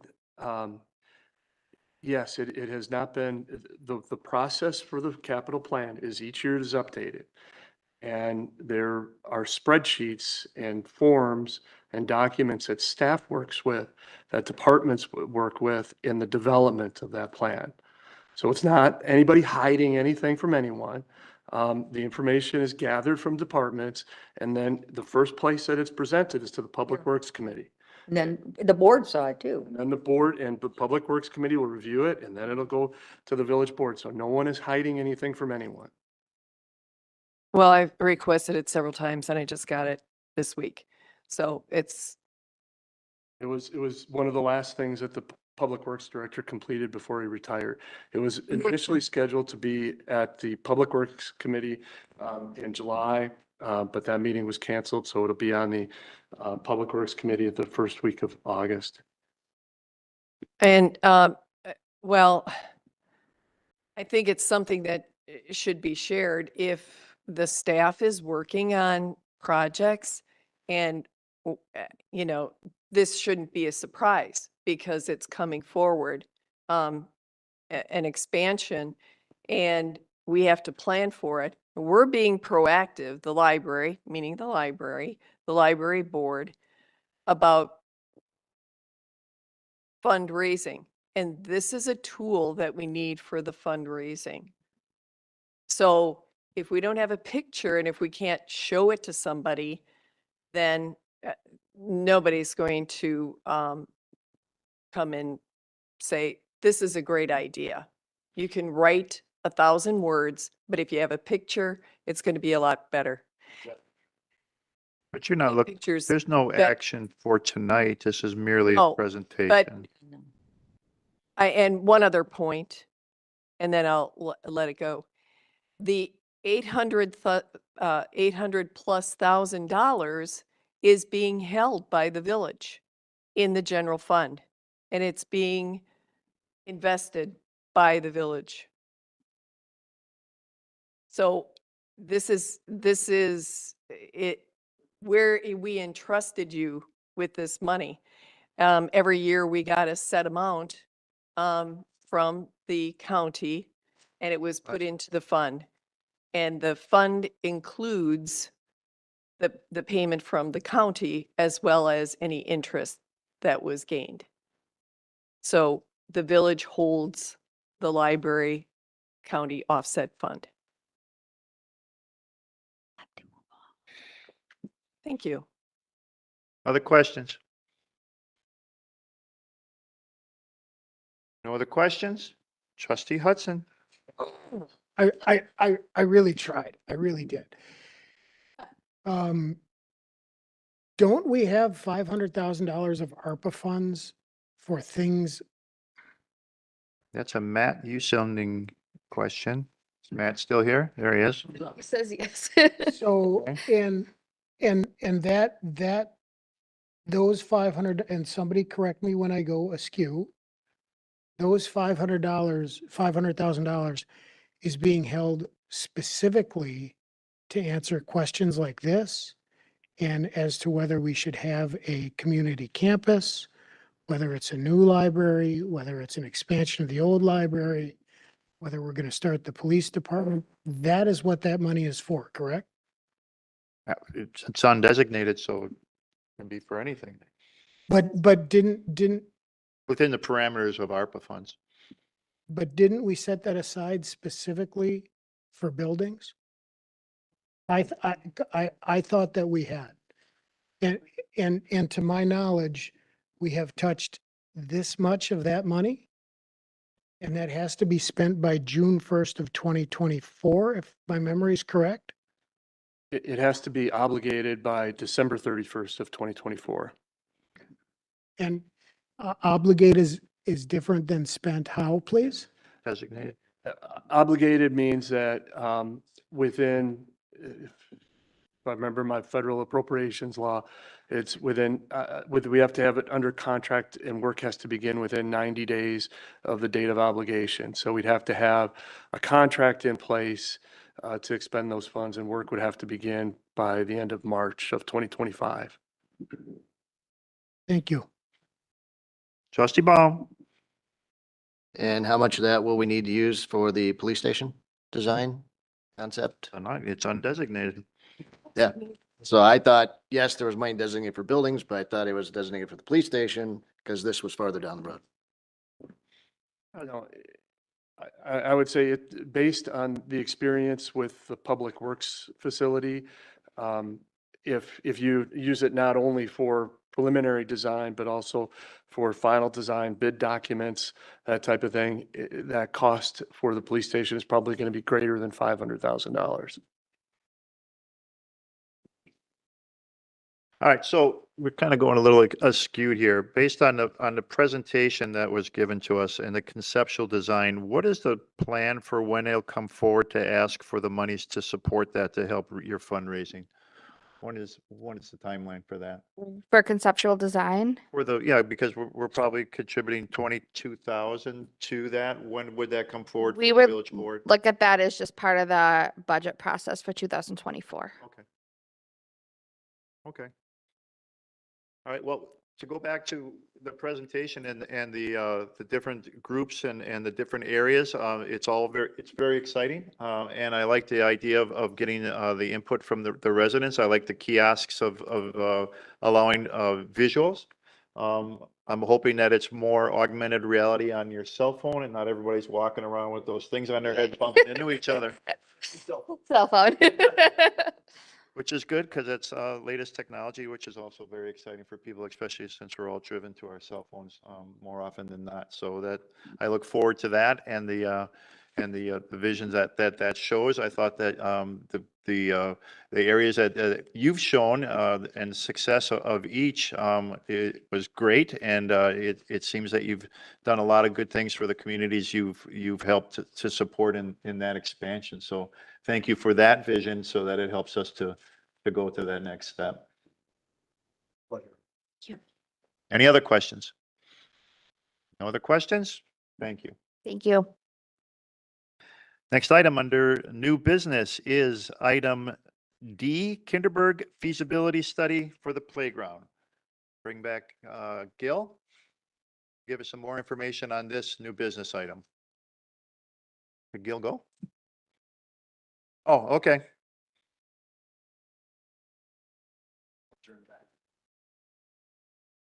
Here he comes.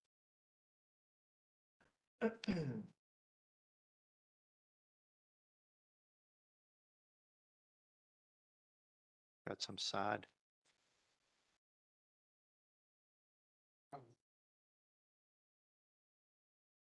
While I'm discussing, we're setting things up. Let me go ahead and this is.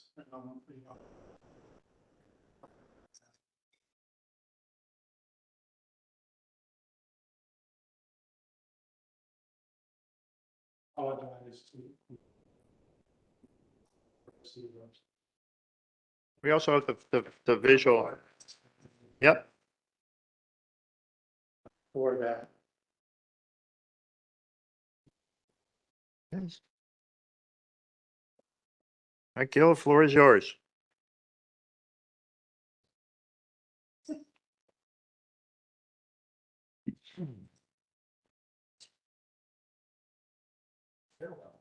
First of all, I do want to thank the park commissioners that showed up tonight in support of this project. That means a lot.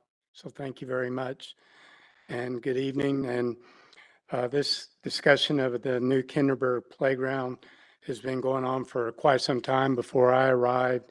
And then it was done in a feasibility study during the year of 2022. And it's been brought to light in the year of 2023 with the Park Commission. And tonight, I am requesting that the village board award Lee Recreation the contract to put in Burke Playground equipment in Kinderberg Park, replacing the 20-year-old equipment out of the Building Improvements Fund 40-552-570-8210. Project started out, I sent out RFPs to 8 different playground equipment companies to provide quotes for an inclusive playground. And I repeat, everything I heard from the feasibility study from the Park Commission and several members of the board is they wanted to make sure that we had an all abilities and inclusive playground. And that's what I'm hoping to show you tonight. 4 companies who responded to the RFP were Compton, Minnesota, Wisconsin Playground Company, Midwest Playscapes, and Lee Recreation. Each of these companies had an opportunity to present their proposals to the Parks and Recreation Commission.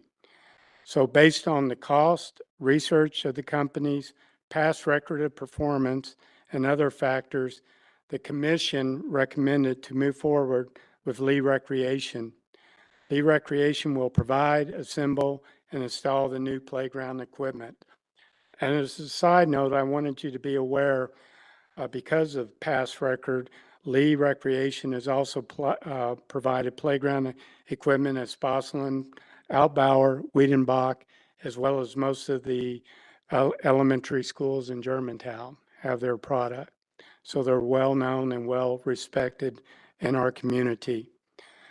As part of this review process, I work with Lee Recreation on suppliers of synthetic turf for the park. Tonight I have with me Jeff with Forever Lawn, who'll be able to talk more about the turf that I'm passing around to you and answer any of your detailed questions on that. We're asking to put in a synthetic turf, a product called Playground Grass Ultra, and it will replace the wood chips that we have used in the past. We feel like this is an essential part of creating an inclusive park and will assist in long-term maintenance of both the playground, the surrounding grass, and the splash pad itself. As well as Forever Lawn, as well as Lee Recreation providing the playground equipment, Forever Lawn providing the turf. I'd also like to request that the village board approves Total Lawn Care to do all the preparatory work, which includes putting in a 4-inch by 6-inch concrete curb around the perimeter with 2 sidewalk entrance ways into the playground area. The concrete curb will hold the turf in better than sidewalk and is several $1,000s less in cost than a concrete walkway around the turf. The curb will also hold up much better to the maintenance.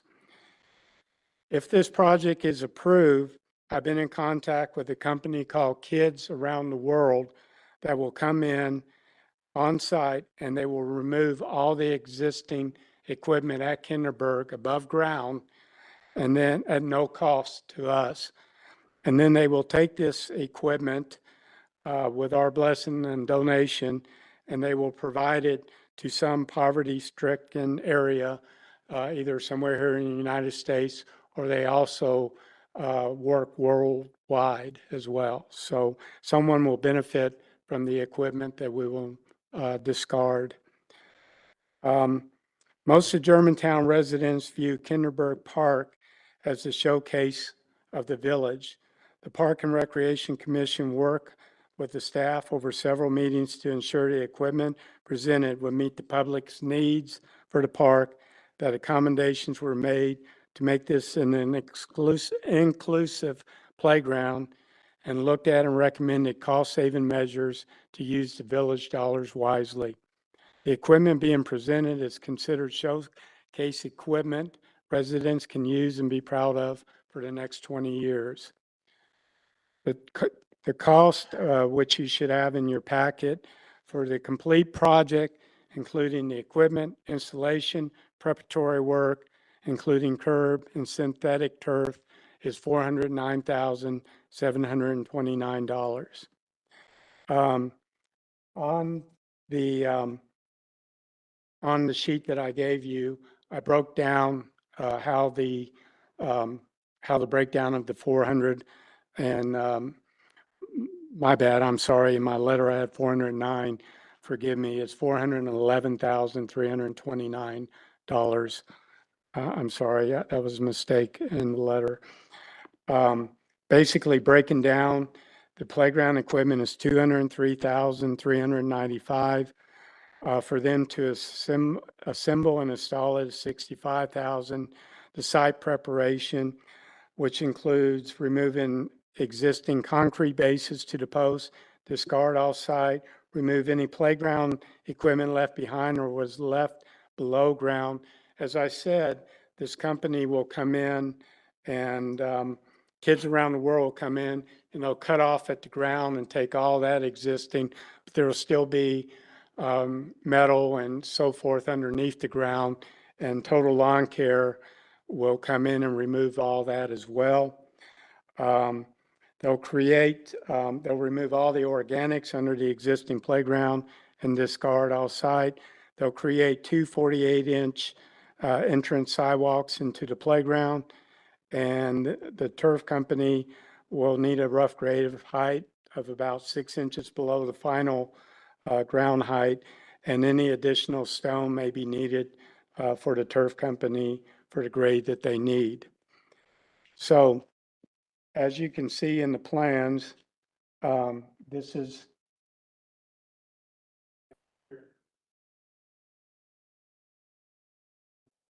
the playground. Great company.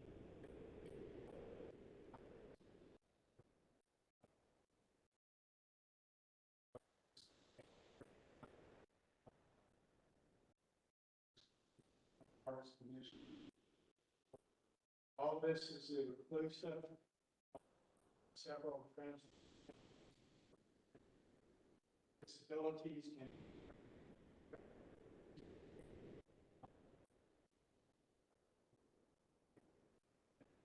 well, not everybody is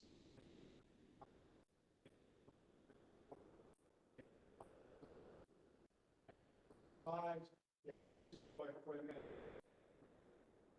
is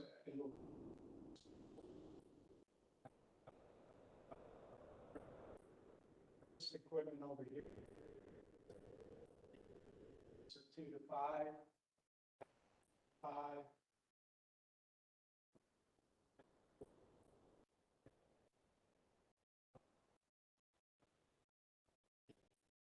Or here, swing set, single swing, swing. This able-bodied people can use this, elderly can use also designed for a disability.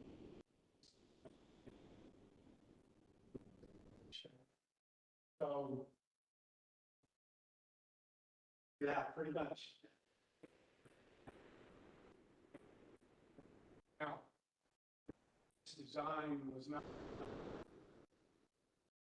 side, obviously.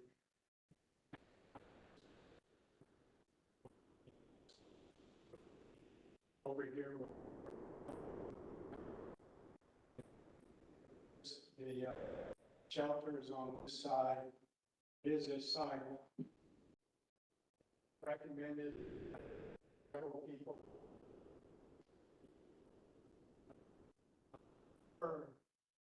Sidewalk. Plus the sidewalk goes anywhere. Sidewalk. This curve that you're $6,000. Considerable savings. And Jeff can probably talk a little bit. design work.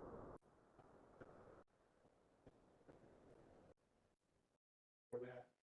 And there are sections, 4-foot sidewalks, entry. Cell.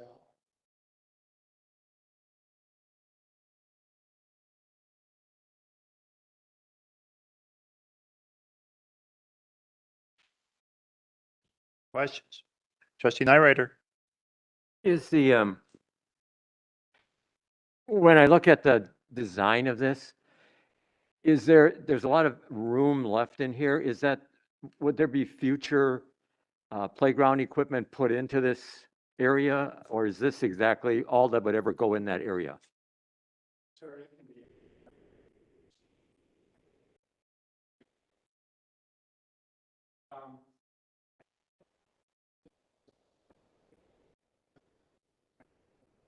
Okay. They really move. Certainly.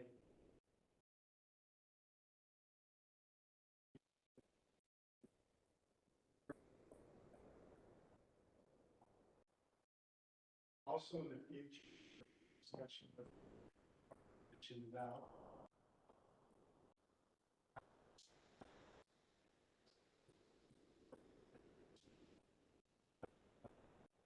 this is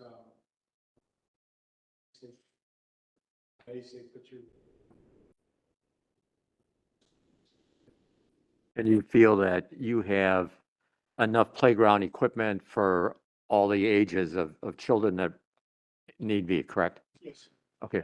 Design is to up to, well, say up to, well, children, but teenagers, senior adults, equipment. Basically, most playground is designed.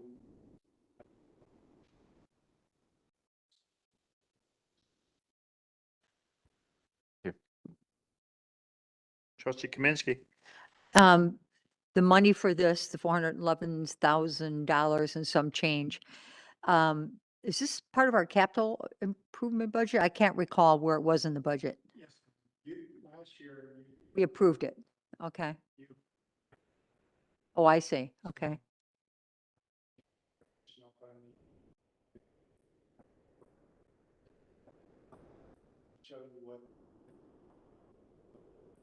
Okay, where would the extra 100,000 come from? Well, actually, for this year, if you recall, during the budget process, because of the borrowing for the DPW facility, we're funding this year's capital program out of reserves. So if you approve an additional $100,000 for this project, it would come out of the general fund reserves. And what would that leave in reserves? I don't have that number off the. I always like to know that before I say yes to anything that takes money out of the reserves. Matt, you got a guess? $100,000 less than yesterday, too. Exactly. And then all of a sudden, one day you're $100,000 in the hole. Yes, so we're still completing the 2022 audit, but if it would come out of general fund reserves, my best guess would be there'd still be about probably be less with the funding all the other capital projects out of the general fund reserve this year. Somewhere around $5 million, I would estimate. Which is what percent? Of our overall Yeah. 2023 budget. I think we would still be within the policy of, Correct. but we are, But we're- that is one of the cautions, and Yeah. we have an item on the agenda for tonight to talk about the 2024 budget. We are drawing those reserves down. And that affects our credit rating and everything else ultimately. Right. And I just don't want everything to keep coming out of reserves. We've been treating that like a cookie jar this year. And, I think I need to see the $300,000 plan, or can we do this in a stepped fashion? Or if we take this $100,000 out of reserves, do we come up with a policy where we don't touch that again for the next 6 months? I could live with that. Trustee Hudson. Gil, do you have any money that's set aside that you can potentially use to kick into this project? Yes, if need be, on one of my projects that I had budgeted 60 something thousand, it came in at 33,000. So I have approximately 32,000 that left over from that project that I could put towards this. So we'd be at, so the ask would be for an additional what? Those of you, Matthew, who are good with 68, oh, well, 60, 77, $78,000? right, 70. Could be,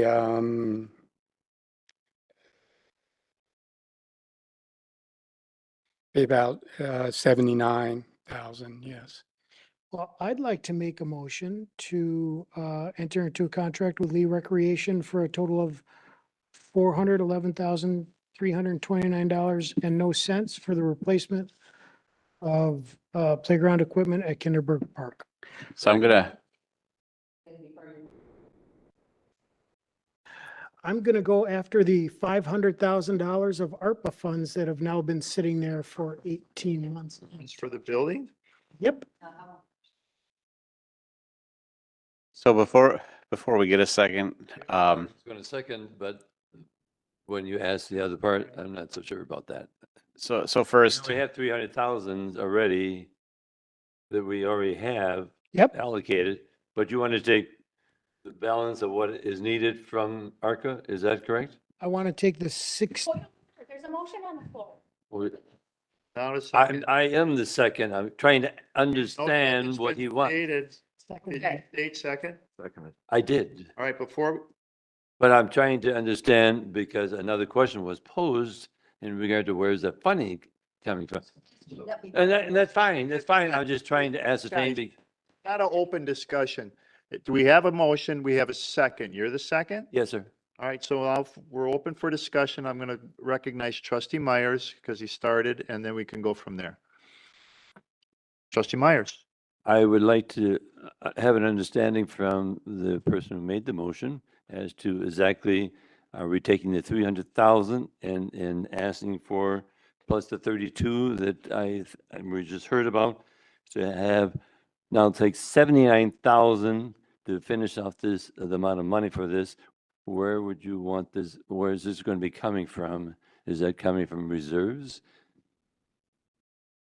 The $300,000 comes from Park and Rec.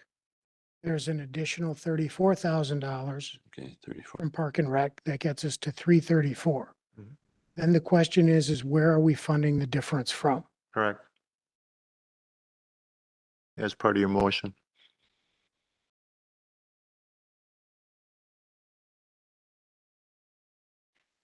Reserves. Okay, and that's still approved for the second? Yes, sir. Okay, thank you. Further discussion? Trustee Peeper. I have a couple issues with this. One, I mean, the village, we are definitely strapped for cash right now. Was this the cheapest bid is my first question? Or, because I don't know what the other amounts were for. You said you went out for 8 different bids. What were those amounts? Because it's not always good to go, cheapest is not always the best, especially when you're planning for equipment that's going to be around for 20 years.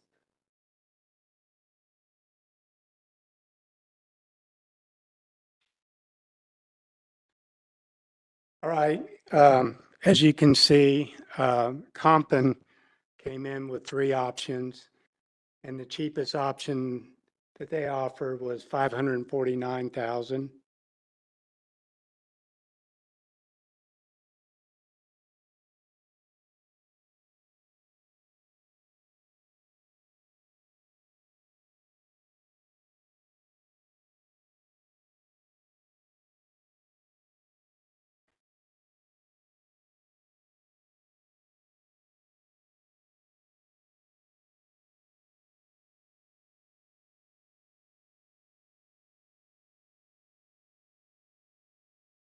bear with me and I'll give you.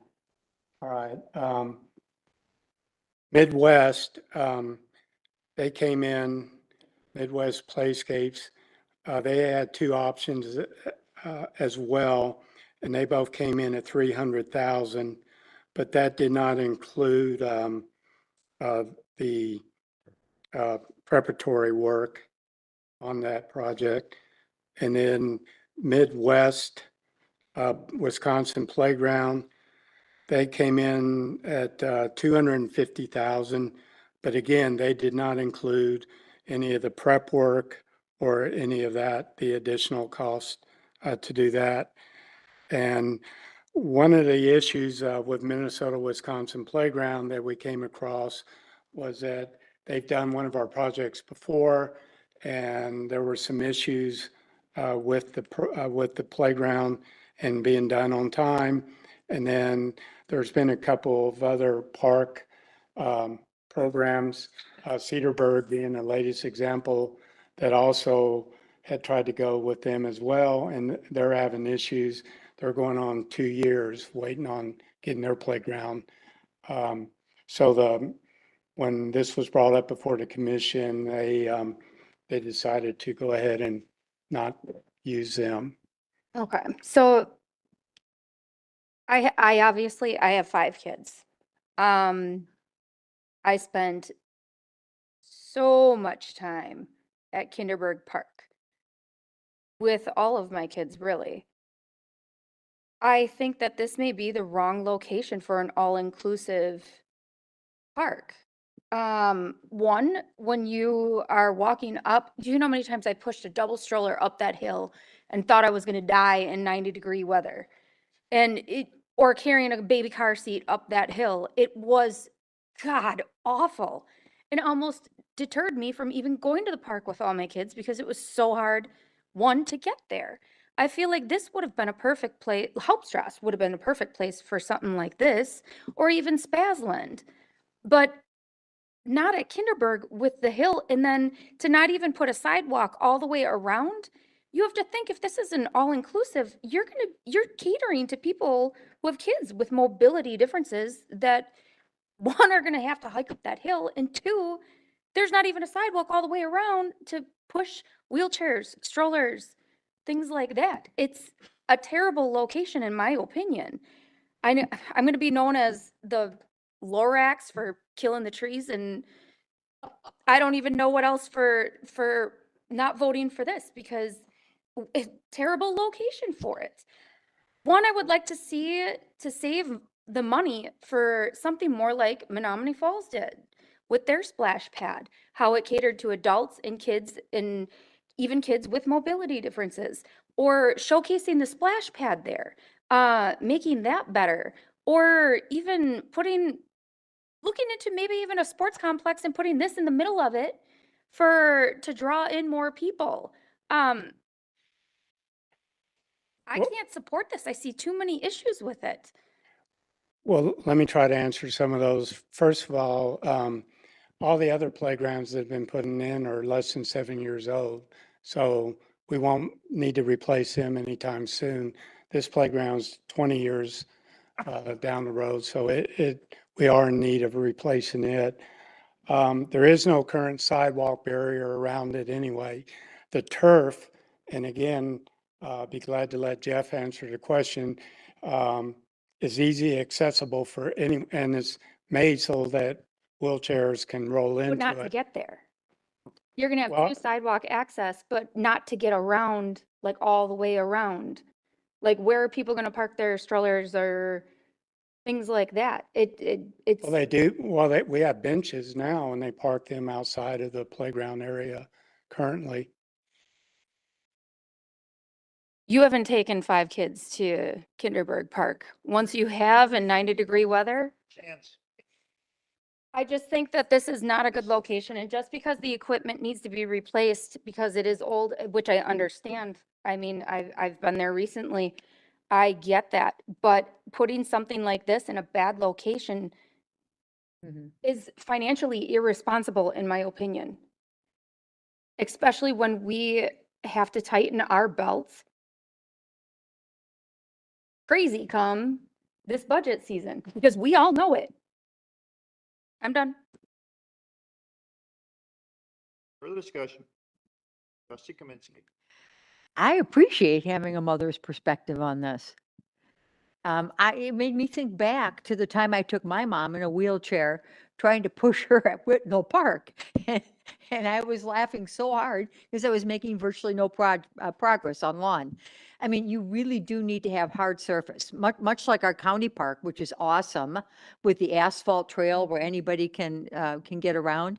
I think that's an important consideration. If you don't have access for the residents you're trying to serve, the able-bodied are going to be able to race up the hill and play on all this equipment.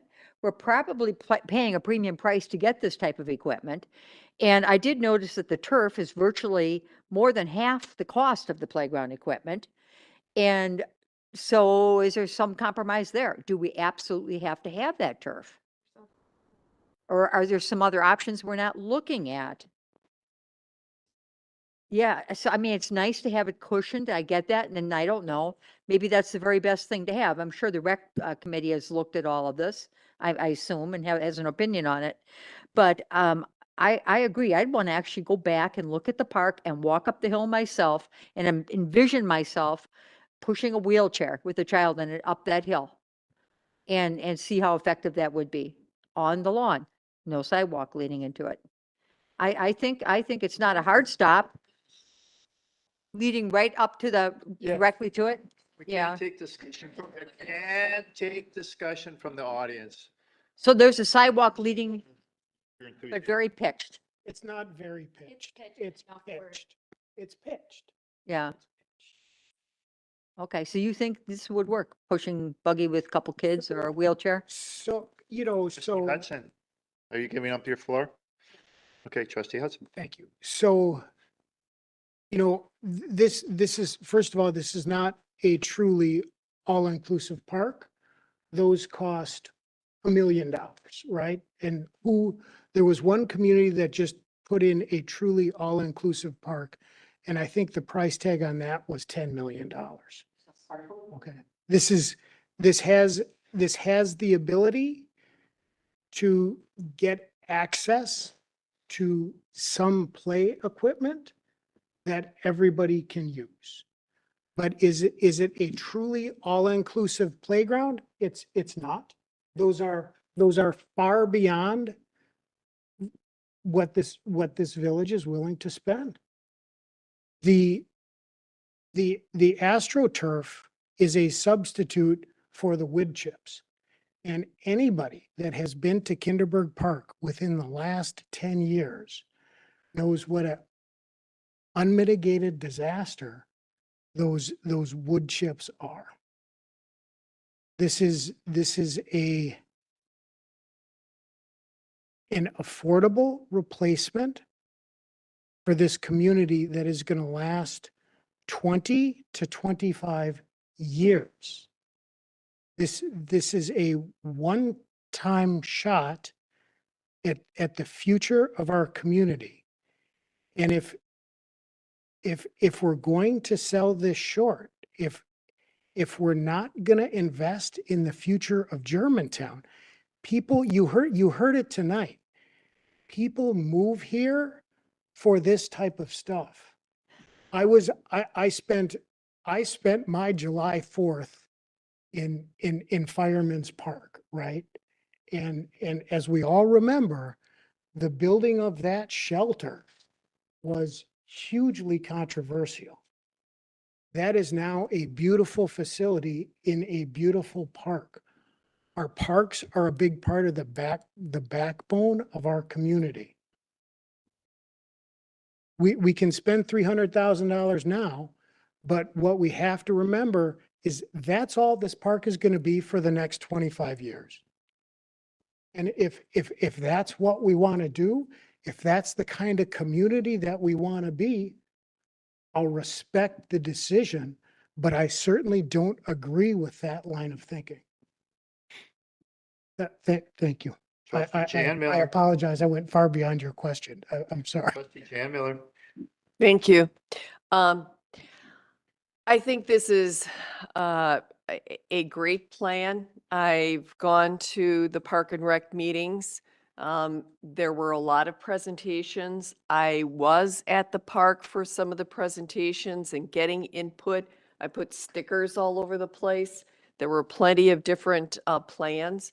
But the board, the Park and Rec board thought that having some inclusive equipment was important. It's a very important park.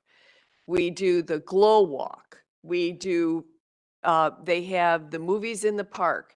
We have, the library is going to be there soon. There are a lot of activities that happen at Kinderberg Park.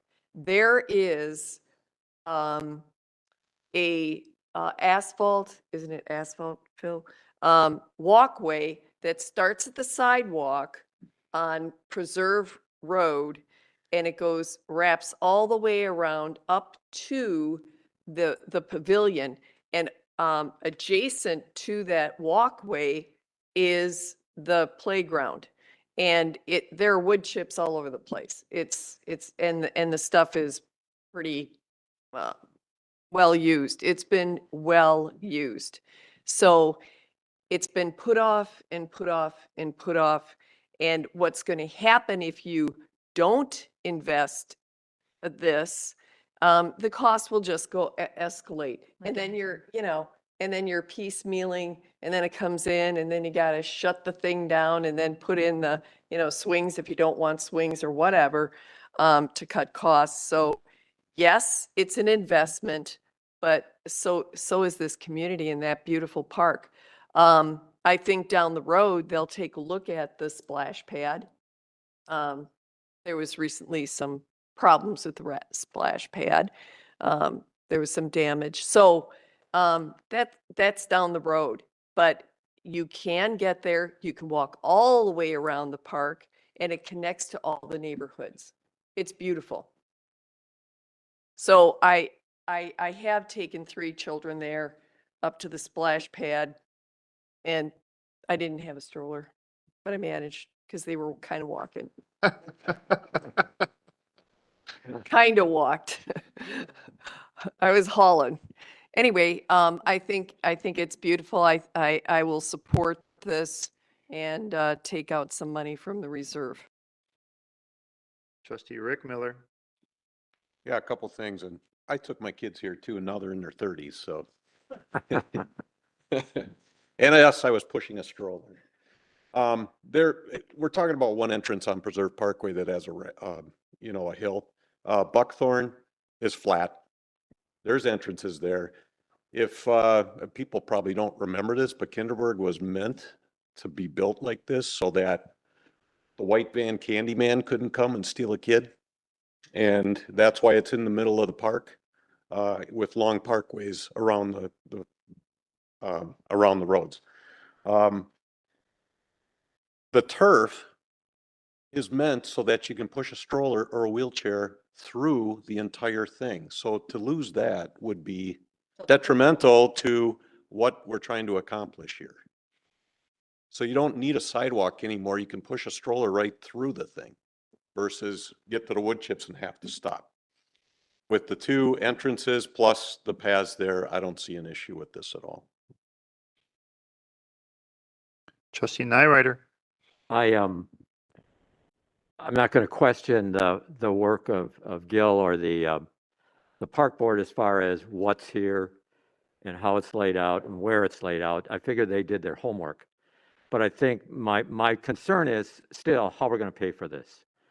And it seems just too many times in the last couple of months, we've sat here with darts and either went reserve or ARPA funds, and that's how we're going to pay for it. And I don't think we can continue to do that. To me, this is significantly over budget. So what does that mean? Either you try to scale it back. As far as doing it in phases, I know you probably can't do that because of the turf and whatever. But I think we have to try and find a way, and not tonight, but to find a way to try to bring this within the scope of the budget. That's my personal feeling, because the ARPA fund things, we're just, we're just grabbing from that. And eventually we're going to be sitting there saying, geez, I wish, I had more, whatever. And the same for the reserves. Somebody mentioned that we've been at the reserves a lot lately, and we can't continue to do this. So while it's I think a great project and a great fit, somehow we got to figure out how to pay for it. Thank you. Village Attorney. So I hate to be kind of the bad guy, but I have a couple issues that I tried to address before we made the second, and here we are. Number one, the motion as made is not the correct motion, even if we wanted to do what Gil has proposed. The motion as made is to approve the contract to Lee Playgrounds. I believe I heard Gil indicate that this is actually two contracts, one to the playground company, one to the turf company to do the site preparation work. And so it's not even the correct motion as we move forward. Second, this may be a little bit of my fault in terms of, looking at the agenda and trying to figure out what's going on. But the agenda item this evening is the Kinderberg feasibility study playground. Not award a contract, not, put the, contract in or to approve the actual playground, but to talk about what we're thinking effectively is how I read that. Now, had I read through the materials this weekend or today when I was getting ready for the meeting, I may have noticed that even before the meeting. I didn't, again, because I assumed that it was kind of the same thing as what we just went through with the library. A feasibility, here's kind of the concept in terms of what we're going through. My third concern is whether or not we have some bidding concerns. Certainly playground equipment always creates a fun question. By and large, the equipment itself generally is just that, equipment, and doesn't require to be bidding. I'm hearing numbers of $30,000 or $35,000 to do the site preparation work, which includes installing some concrete, those types of things. That may very well have to be bid. I'm not in a position to answer that this evening without doing a little bit more diving into what specifically is involved in that site preparation detail. So with all of those three things said, I just don't know that action is appropriate tonight. Then you hear, from Trustee Nyrider, for example, some additional concerns. I might suggest that the appropriate action at this point would be to table this matter until probably the August 7th meeting, and then to go from there. Can I make a motion to table until August 7th? Your motion is to table this? Until August 7th, yes. Motion made and seconded. All those in favor of tabling, please say aye. Aye. Opposed? Yay. One opposed. Motion carries. Thank you, Gil. Next item under the new business agenda is item E, special request for brochure funding.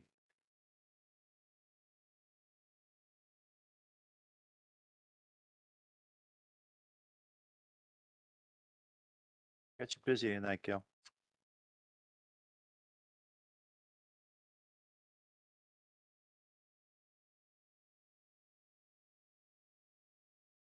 Okay. Most of y'all know Patty Heinen. She's the recreation supervisor. She's also mainly in charge, and she was the one that developed the recreation brochure many years ago. And we use that to send out to over 15,000 households.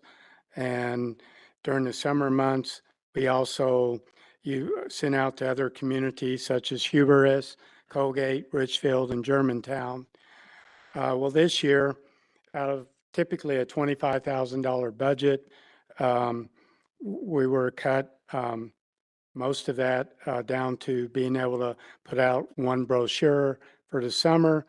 However, we feel that most of our marketing or publications or people that sign up, register for programs, have indicated that they get most of their information from this magazine.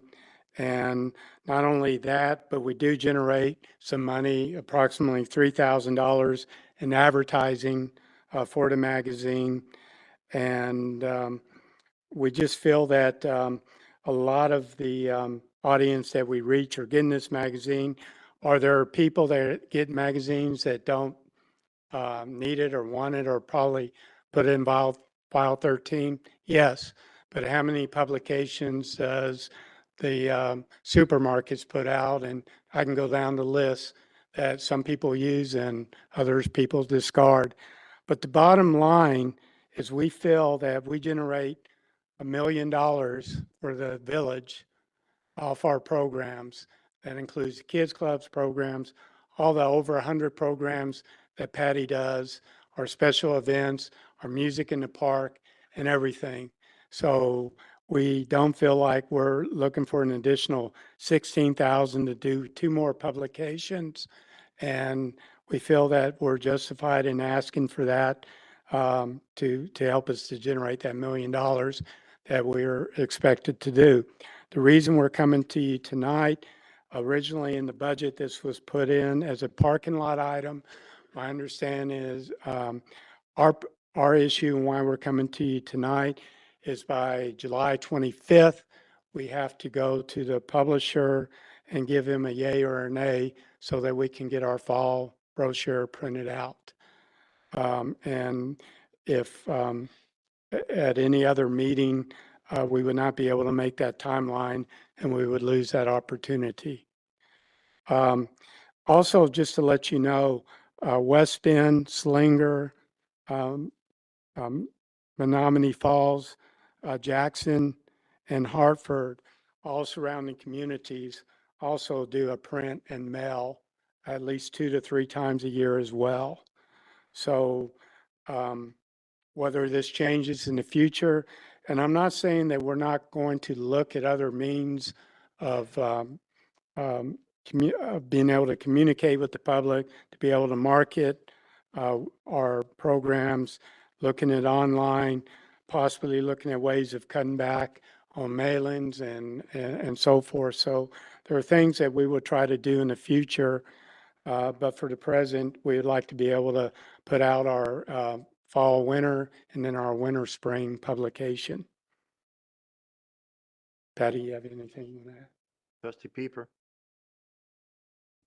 So I see it says 24,000 for 3 publications. So how much are you exactly asking for to do the fall? 8,000. Huh? 8,000 per. 8,000? Yes, but we have, the other book, the winter spring book gets mailed out in December. So it's actually 2 issues. So So- 8,000 an issue, so 16,000. So you're looking for 16,000. And do you have any plan where the money is going to come from? Well, again, we'll generate some of it through advertising. And then we have we don't want to, It could actually possibly be less than 16,000 because you generate close to 3,000 in advertising. So it could possibly be 10,000. Is that right? Am I putting this together right or no? well, yeah, Includes the revenue of the. Okay, so the 16,000 includes generating the 3,000. So is this coming from general reserves or? Well, it was in a parking lot, so I'm not sure where that money comes from the parking lot that you haven't decided because you're waiting for the audit to come in, which is understandable, but we're on a deadline, bad. so we just thought we would bring this to your attention so that. Sure. And I definitely support this, but I'm gonna leave this up to the 2 GGFs to figure out where it's coming from. Yep, village administrator. Just some additional background as Gil mentioned, this was one of the parking lot items when we went through the 2023 budget process. We did forward the parking lot items to GGF at the June meeting. And I think the decision there was to hold off and not fund any of the items because of the fiscal stress and the budget coming up and the tight finances that we have right now. So at this point, It's whether, at this point in the year, you know, there really is no like 2021 surplus anymore. It is now part of the general reserve, the general fund reserve. So, yeah, and we've talked about these options a lot for different things over the past few months, but basically the options that the board would have would be either, you know, redirecting some ARPA funds or using general fund reserves if this is something that you choose to do. Trustee Kaminsky. Actually, it's a question about what you just said, Steve. So when the audit is complete, there's virtually nothing that's extra money that we can spend on anything, correct? Well, and technically, even before the audit is, Yeah. when the year is closed, from an accounting perspective, you know, we talk about using the prior year surplus.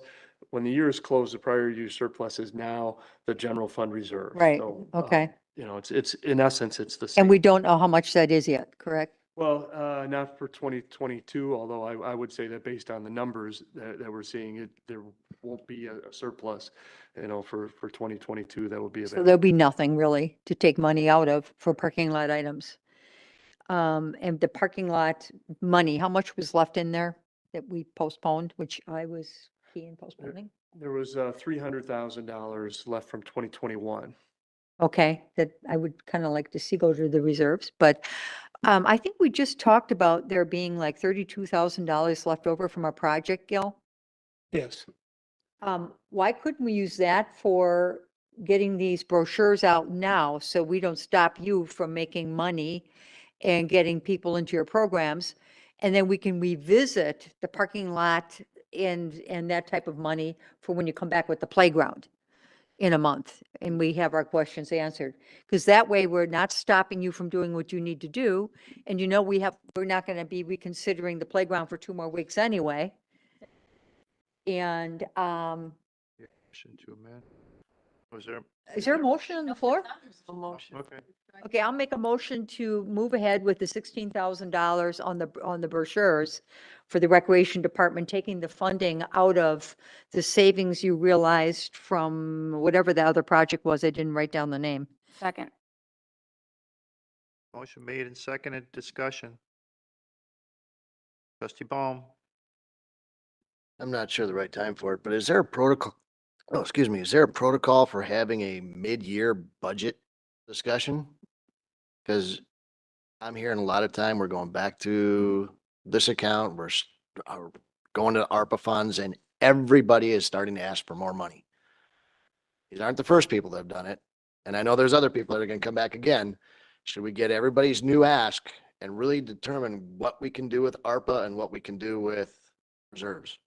Well, this isn't really coming out of reserves. It's coming out of money that was left over from a different budgeted item. I understand that, but tonight, how many times have we been asked, we want more money? Simply asking a question. That's why I said, I don't know if this is the time to do it or if there's another time to do it. Anytime's a good time. Village Administrator. If I could, I think that at this point, I would recommend we focus our time and our attention on the 2024 budget, and departments for the most part are going to have to live within what budget they have available.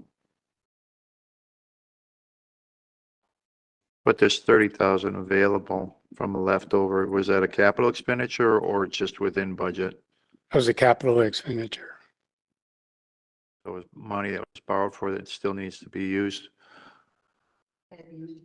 Mm-hmm. Well, that's a good question. This isn't capital. This is really more of a brochure, so it really doesn't fall into that program, does it, Village Attorney? This is one of my favorite answers. This isn't a legal question. This is a finance question. But if it's from borrowing, doesn't it need to be on hard goods? Well, yeah, I mean, certainly, you know, your bond counsel probably could speak specifically to, you know, if there were certain limitations on the bond funds that could or could not be spent on that. But I would anticipate that our finance experts probably understand that. Okay, Matt? I'll maybe answer a general part and then let Matthew talk about the specifics. But for our regular capital program, we issue 10-year notes and not bonds. And one of the reasons that we do that is there's a lot more flexibility in how you spend notes.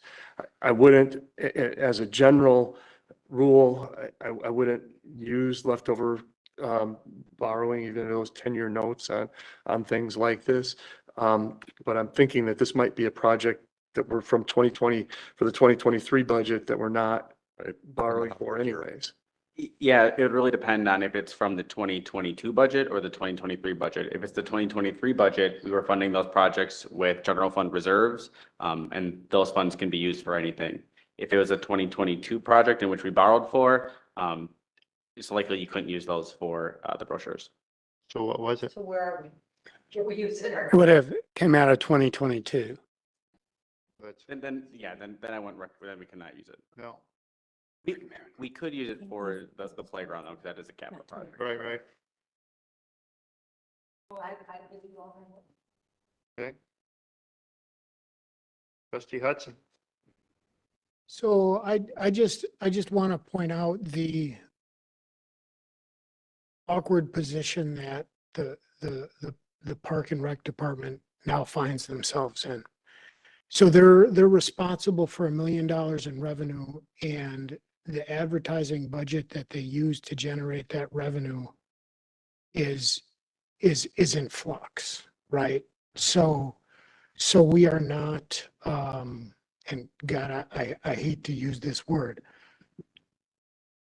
I won't use that word. So I think we're putting the Park and Rec Department in a very awkward position if we're going to hold them to revenue numbers and then decide whether they get to spend the advertising dollars to generate those revenue numbers or not. So this is now the second year that we have been around this block. We did exactly the same thing last year, okay? So we need to rectify this. We need to let them go for their revenue numbers.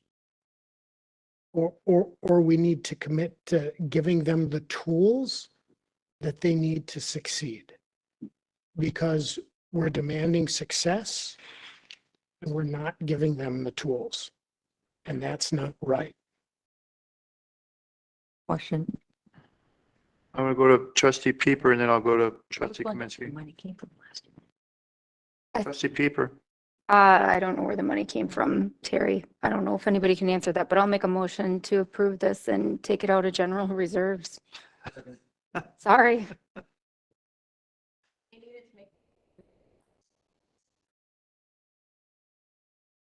Motion made and seconded. Discussion. Village Administrator. I guess my recommendation, because I think this is going to continue to be an issue, and I think as we get to the item on the 2024 budget and we look at the gap that we have and that we're going to have to address, that you know, we're going to have to become more efficient and I think more effective in a lot of areas, including the Park and Rec Department. And you know, one of the things that we are seeing is our communities are doing more online. The printing and the mailing costs are expensive. We spend a lot of money every year on our software package, our Park Rec, our Rec Track, I'm sorry, software for online registration, and it has a capability of providing this information. There could be other approaches to mailing. We could do a small brochure that directs people to the website and provides that information. We could direct some of the money that's budgeted for marketing to do more to online, to direct people to that website, whether it's this year or in the future. I think that's a direction that we're going to need to put more of our focus on.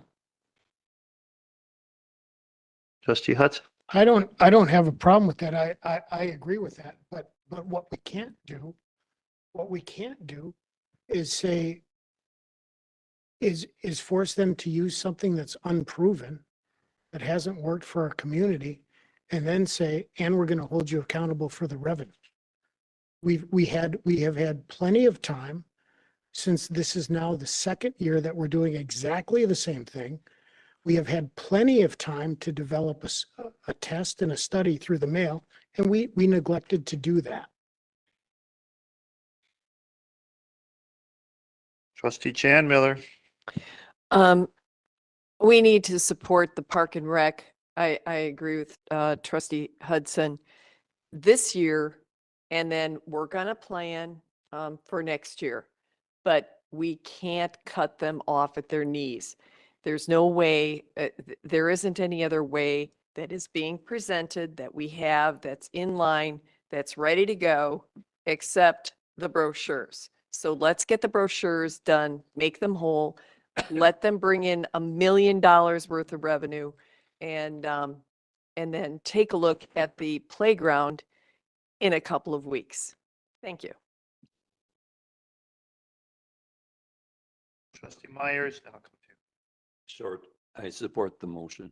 Thank you. Trustee Kaminsky. Does this include the cost of mailing, the 16,000? And what did we fund it last year? You said this has been going on for a year and a half. Where'd the money come from? So it has been in their budget now for 2 years. And every year we get, for traditionally in Germantown, this is what we have done. And for the last 2 years, we've thrown this conveniently into the parking lot and said maybe. Well, which is fine. I don't okay. have a problem with that. But if we're going to say maybe, then we should say, and we're not going to hold you liable for generating Who $1 says that? million. I don't say that. I've Right. never held anybody liable for generating $1 million. I don't know. We approve the budget as part of their revenues. It's in there. But it's not like we're holding them liable. I mean, they're putting the budget together. It's an estimate. I think my point is I will never fund this again if we do it this year. I think Steve has the right idea.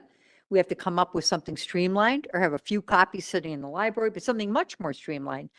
These people are young. They're used to going onto websites, used to going onto Facebook. They're used to going, registering. I don't get paper for most things I register for anymore. And this would be the last year come up with a new plan because paper is gone. This is it. And this would be the last thing I will take out of the reserves for the remainder of this year. Further discussion? No further discussion? Roll call vote.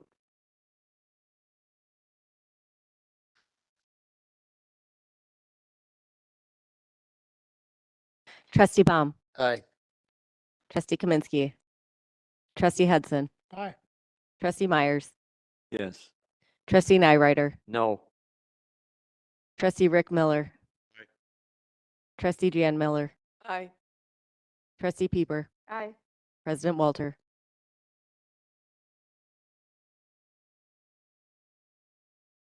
Next item under new business is item F, a resolution to support Washington County sharing 20% of the sales tax.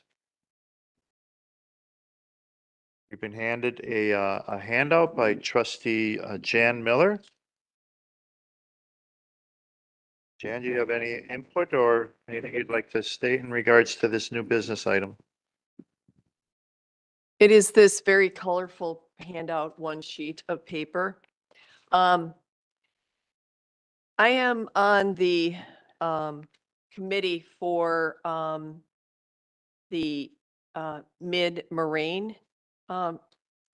And we got together with other municipalities within Washington County. And we all decided we all have the same problem, and that is, trustee Myers, what's our main problem? The roads? We always have problems with the roads. Yep. I mean, we are Thank you. making improvements naturally every particular year, but this is money that people have spent Mhm. from Washington County, people for visiting and so on and so forth. And rather than having it all go to the county and let them spend it on whatever kind of programs, and in the past, it hasn't been very clear. This gives us $482,000 with the amount of money that was collected from last year, with the projection of it going up even higher, could be even higher amounts. but these are the amounts that have been figured out that could be put for roads and roads only. Thank you. And so what several of the municipalities have done is created a resolution. And what we did was we put a referendum on the April 4th ballot and asking the residents. Washington County currently imposes a 0.5% sales tax throughout the county, and none of these dollars are shared with local municipalities. Municipalities are putting forth a proposal to the county for sharing sales tax revenues. Would you support an agreement where the county would annually share 20% of the revenues with the cities, villages, and towns to apply to local road maintenance and construction? And Washington County electors made their voices loud and clear at the spring election with an overwhelming 76.76% of the voters, 32,219 across 15 municipalities. And Germantown, the village of Germantown, was 74.69%, or 5,995 voters voting in favor of the advisory referendum. And so if Washington County shares 20% of the sales tax revenue, 3,243,442 would be shared annually and equitably with the cities, villages, and towns for local road maintenance and construction. And it's based on the 2022 population data and equalized values. So what does that mean for the village of Germantown? Correction, Trustee Myers, it's $521,019.86. So Washington County is currently preparing the 2024-25 biennial budget, and 32,000 constituents, 76% strongly direct 20% of the sales tax revenues to be allocated to the municipalities. So I'm looking for a vote on the resolution that the Village Board of the Village of Germantown, Washington County, Wisconsin, do hereby formally request that Washington County share 20% of the sales tax revenues annually and equitably to municipalities to be used for local road improvements projects. And this is for immediate action. Any questions? It's been voted on by the residents. What communities have brought one forth so far? The resolutions? Yeah. West Bend, Hartford, and hopefully us. There were others that were going to be voting on last week. I didn't get the other total. So you're just looking for approval of these resolutions to go on? And what we'd like to do is then, there were 4 letters attached to the 4 county supervisors that cover the Germantown. One covers Germantown and Jackson, but to suggest to them that this would be a wonderful idea. And I think that the county supervisor is looking for shared services and something that's a win-win situation, and this certainly would be. I think we have to keep pushing. If I may make a motion to approve these resolutions and send them on to Washington County, asking for the 20%. That's my motion, with the reality being, they're not going to give it to us, but I think we have to continue pushing in that direction. Second. Well, thank you. Which second? Thank you. Thank you. Motion made and seconded. Discussion. Trustee Nyrider. The, and I certainly agree with this concept that I'd love to have 20% or whatever our percentage is of that sales tax, but I don't know if this is a game of chicken or not with the county, because it was, I think in fact, we passed a resolution last spring supporting this, if I remember right, before the election. We did. Then the election took place, and I don't know, I was trying to go back into county minutes today to see if if they ever acted on it in any way, and I really couldn't find anything, so I don't think they have. But I guess I have a question for you, Mr. President. You sit on this esteemed committee of all the leaders of the municipalities. I do. Has it been this, and I know there's maybe you can't say, but has that been discussed there? Or by us taking action, could that jeopardize, the potential for the future? They're laughing at it. That, it's a good question. It's a valid question. Part of what drove the referendum, was to use the portion of the sales tax revenues to help cover road repair. And what I think some of those resolutions have probably done is, I'm not going to say angered, but they may have set certain supervisors, a majority of the supervisors, against allowing any portion of that tax revenue to go to the municipalities. And it's not because they don't want to share it. They're looking at themselves as the county, and they are somewhat sharing it within their county programs and their county budget. What also needs to be thought of when they're looking at this, the county has cut their levy 3 years in a row on 3 budgets. So as they cut their revenue and it lessens the property taxes for the residents, it also determines that they will use more of that sales tax revenue to make up the difference for that levy decrease. Now that's great that the county has that ability to lower the levy when we're struggling to try to get an increase of the maximum levy to cover the costs we have to cover. So there's a balancing act there.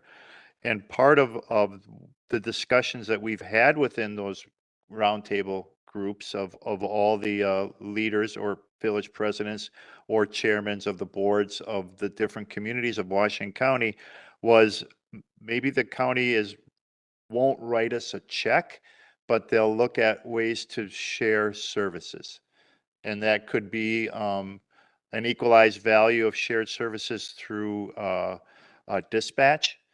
You could start to look at, they have a very hefty department of IT there that could be used to help support some communities.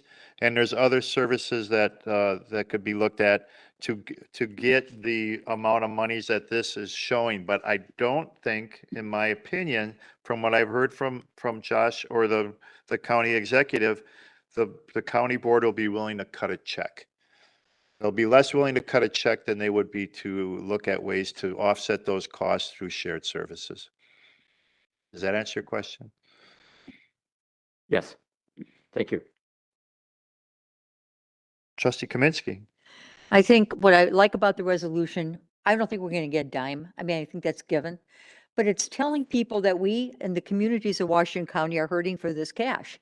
When you look at our budget preview later, you're going to see just how much we're hurting for cash and what we're going to have to cut out of our budget next year. I think this sends that message and keeps them thinking in terms of how can we help. We're their constituents. How can they help us as members of the county? So for that reason alone, I think it's important to send this message out. It's not like they're going to stamp their foot and get mad at us and give us nothing. That's not the way it works.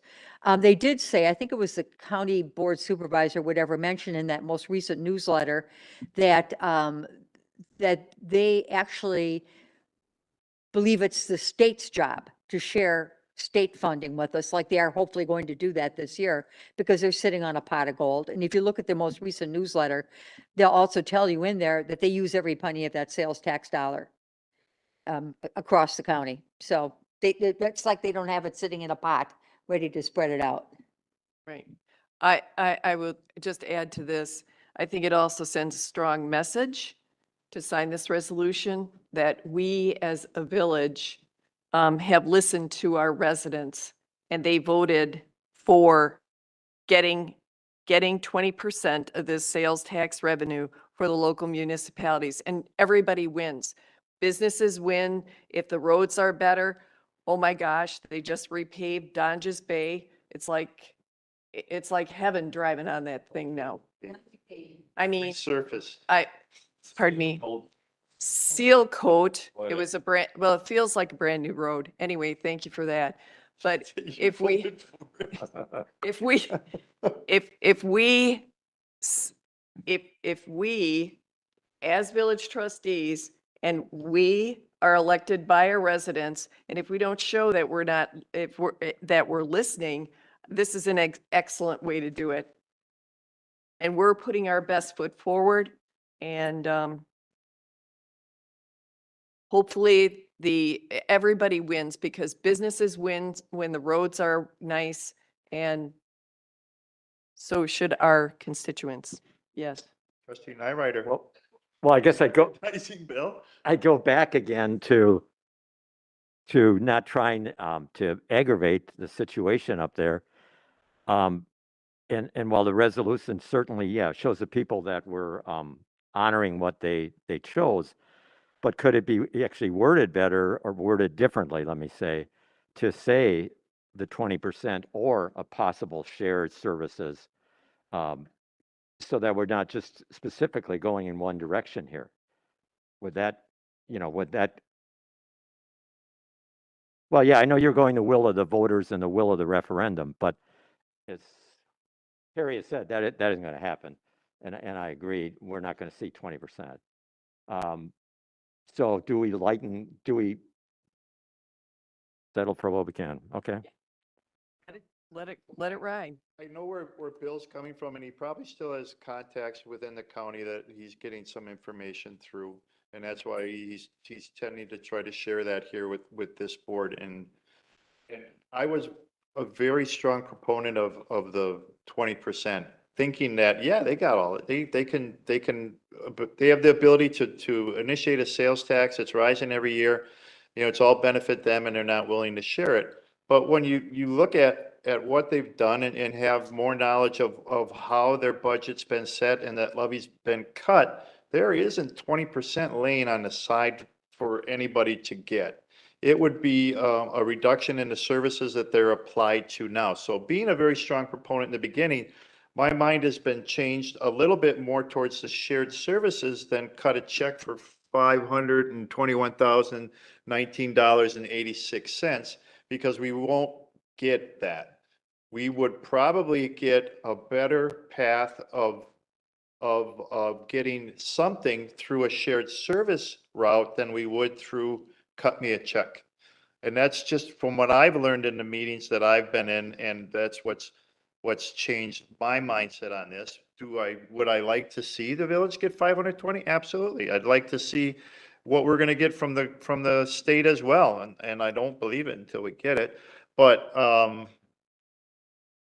I don't know I don't think this will be the right message. I think if we would soften it some through the shared services, it won't anger the county supervisors and say, no, we're not saying no, we're saying hell no.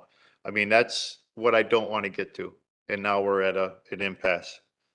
Trustee Jan Miller. There's motion on the floor. It's been seconded.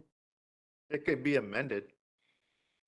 It is, It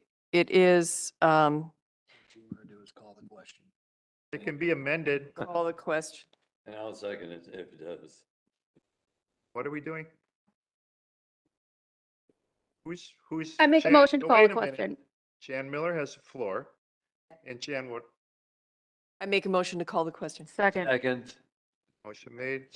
Second. All those in favor? Aye. Aye. Opposed? Aye. Passes. Roll call vote.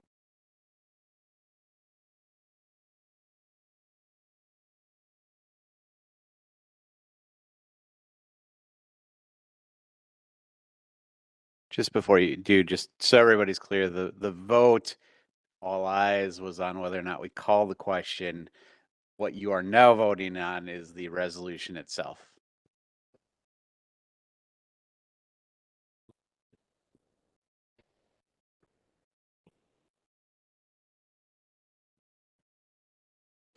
Trustee Baum. Trustee Kaminsky.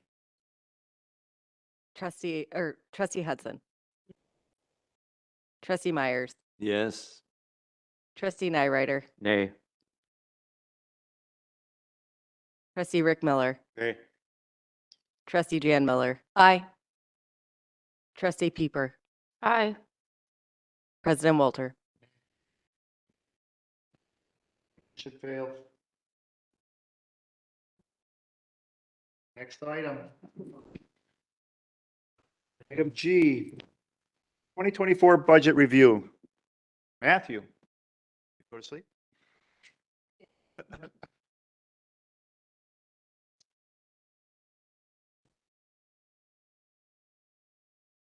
This is.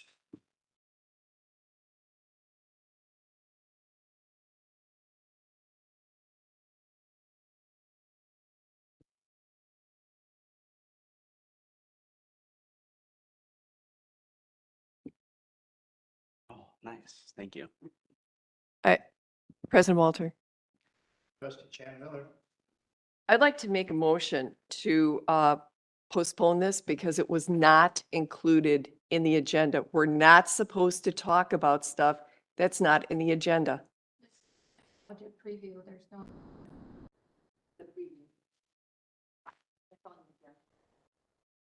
It's not, the document is not included. And we've thrown a lot of things out because the document is not included. Village Attorney. Yeah, certainly, the agenda is the preview. I think the handout, is just gonna reflect the slides, it looks like. So it's just part of the agenda item, in my opinion, but obviously you guys can decide otherwise. A preview of what the budget looks like currently.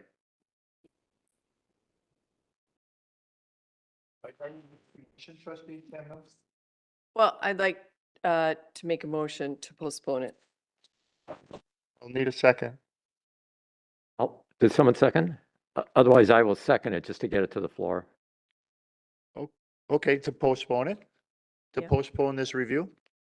Okay, to motion made and seconded. Discussion. Mr. President, I'm sorry. Trustee Nyrider. My problem with this too is not to see it until I walked in the door tonight.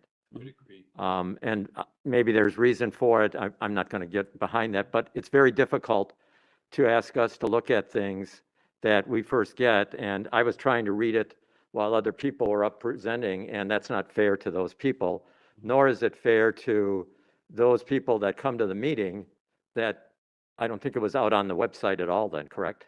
Correct. So they didn't have an opinion. They didn't have an option to see it either. So I have a problem with that. And I know it's no course of action here. It's more informational, but I think we really need to get material out. Further discussion. Trustee Myers. I would have to echo the same thing.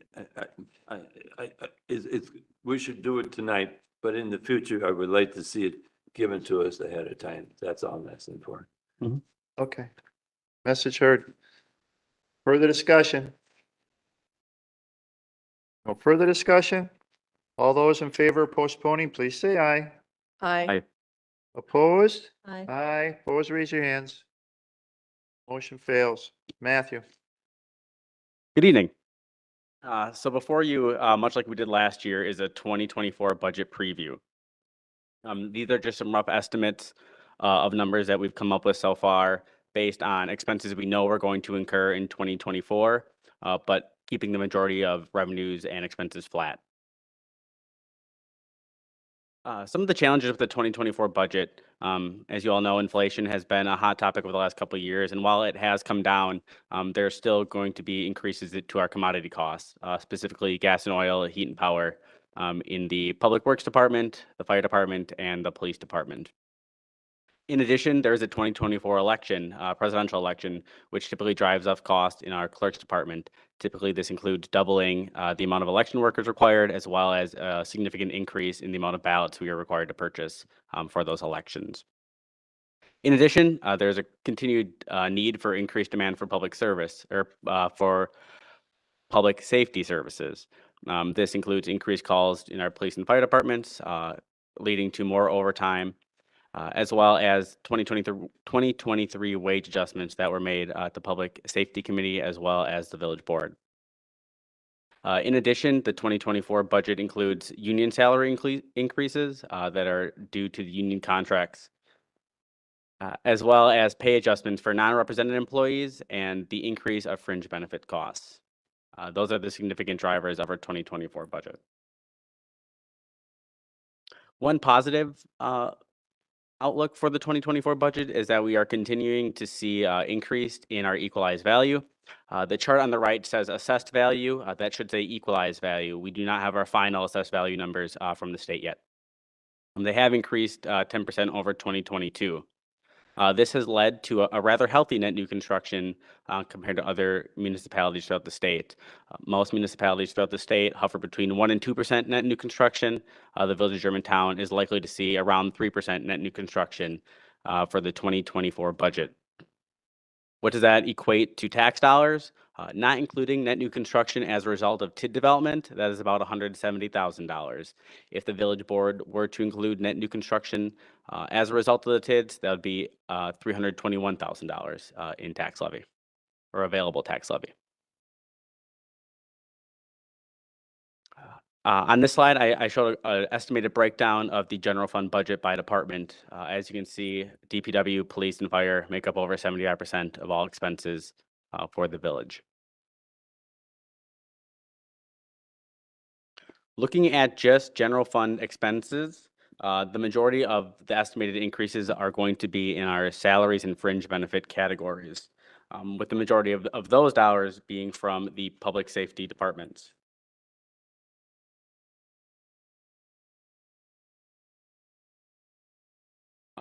We are currently estimating that police salaries will increase by about $417,000, which about $110,000 of that being allocated for police overtime.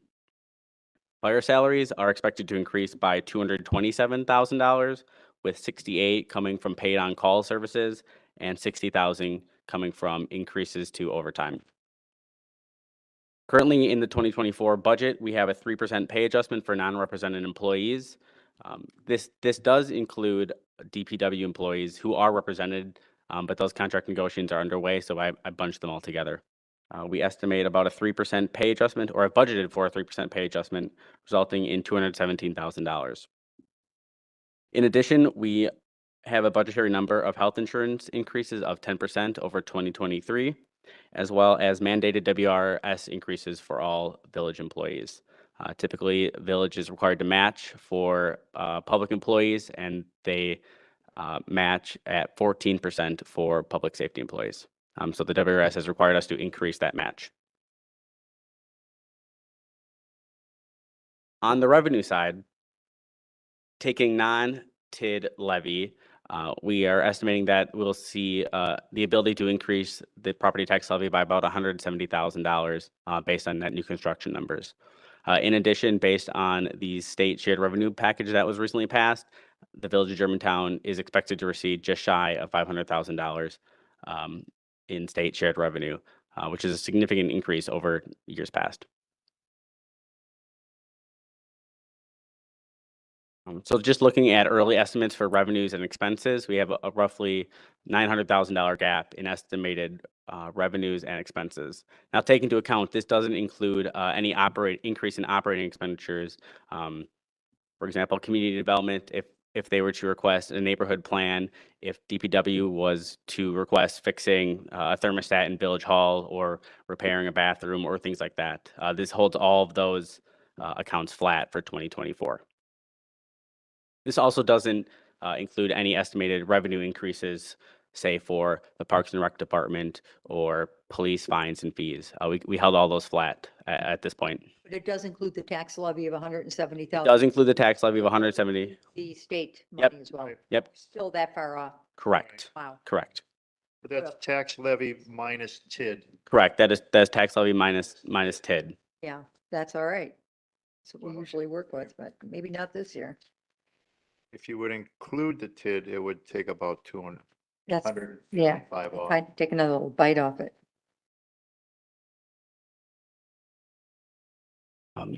So 2024 budget next steps. We currently Spreadsheets will be sent out to departments for them to begin working on their 2024 budget.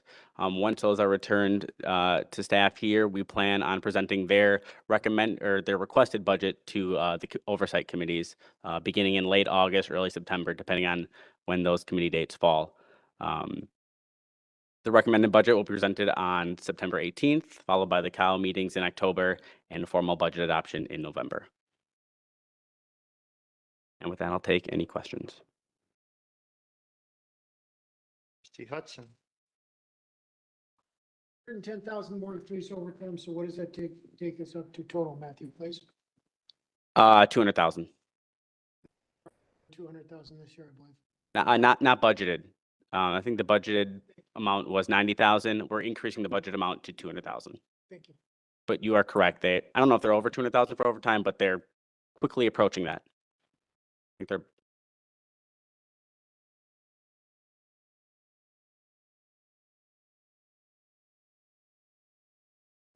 What? Trustee Jan Miller. When is the 2022 audit going to be completed? We are planning on having that completed late August. We're still waiting to hear back from Baker Tilly. They have an estimated 40 hours worth of work that they still need to complete. So we're just waiting on their schedule for them to let us know when they will complete that. There's one outstanding item that they need from the village, which is some of the capital projects that were worked on in 2023 or 2022. My apologies. Once they have that and completed the rest of their field work, we should be ready to present the 2022 audit. So that Goal would is be late August, early September. late August or early September. Yep. Okay. And what happened to the 2021 audit surplus? Where is that now? 350,000? It is in general fund reserves.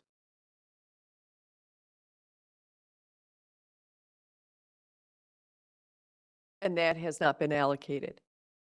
Correct. It is sitting in reserves. Reserve. Right. So I clarify. Thank you. Other questions? See, our work is cut out for us.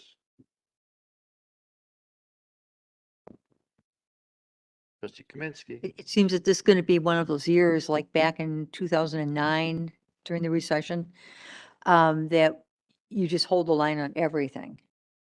And you make do with what you have. I mean, no new lawnmowers. We really have to strip it down this year. I'm going through this once before, and I think Dean, you were there and David was there. That's where we're at. And that's how we're gonna have to do it. No new snowplow truck. And we're gonna limit borrowing, everything.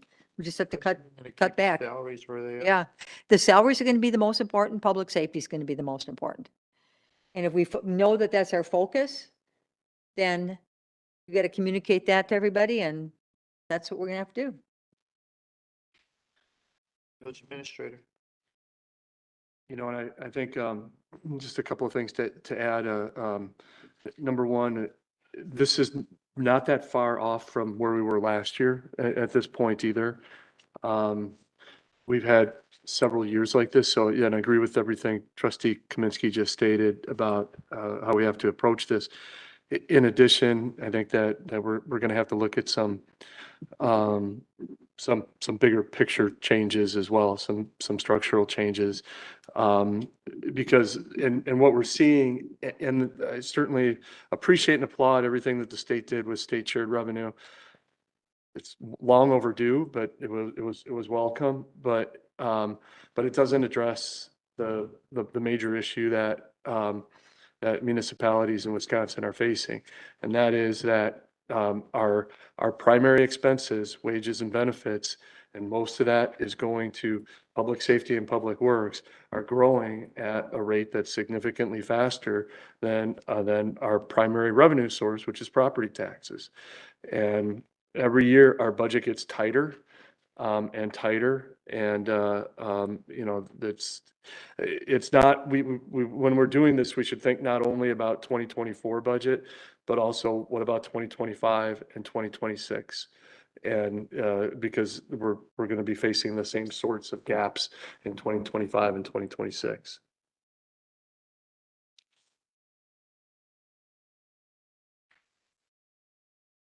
Mr. Kaminsky.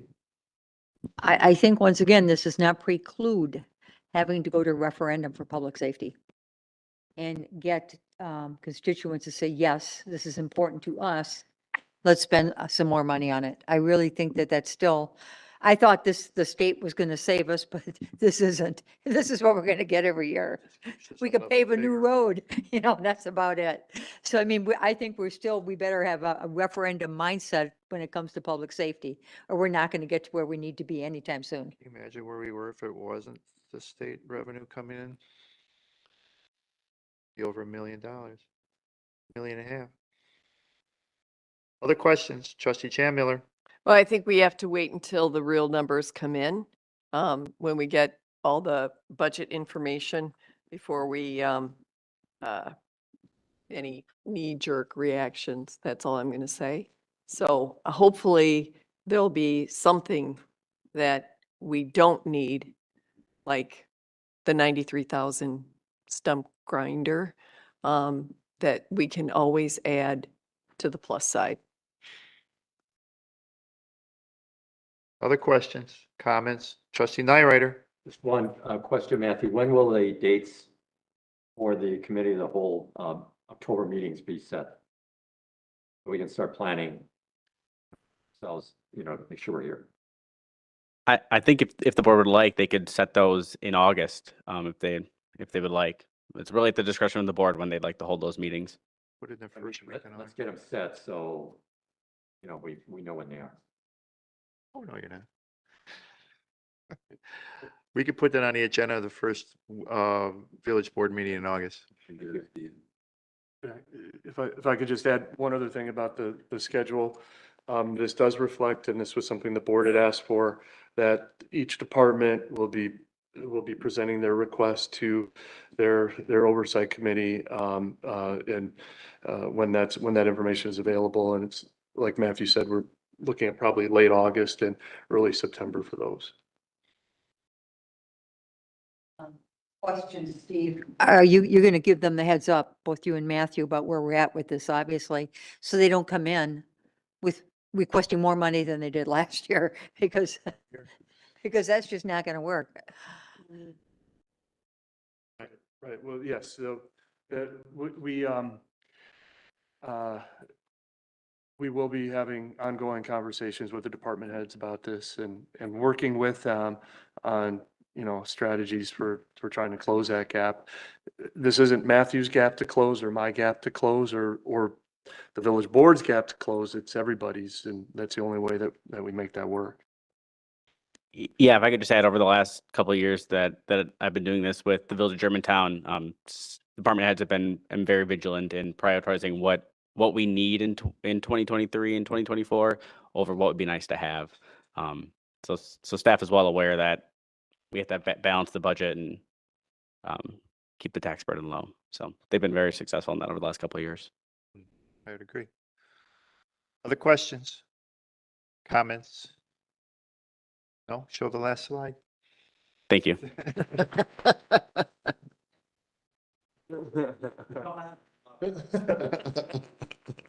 Thank you, Matthew. All right, next item on new business, Village of Germantown status of the Richfield Intergovernmental Agreement, IGA, to extend wastewater and water utilities, utility route recommendation, discussion and action.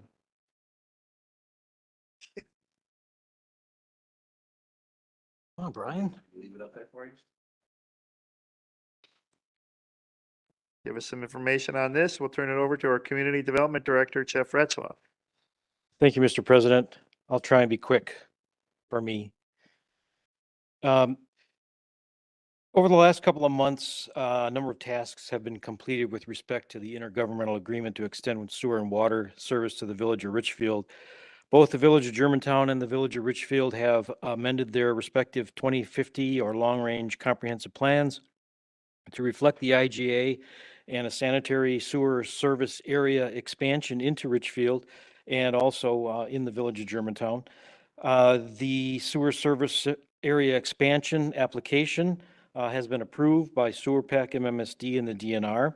The Village of Richfield has completed a thorough wetland delineation within the generalized areas of the potential route location, consistent with the alternative routes that were initially presented in the IGA as shown on the screen. We're now at the point of finalizing a preferred route so property owner negotiations can begin for acquisition of easements and right-of-way. The routes themselves, with respect to water, there are actually two routes.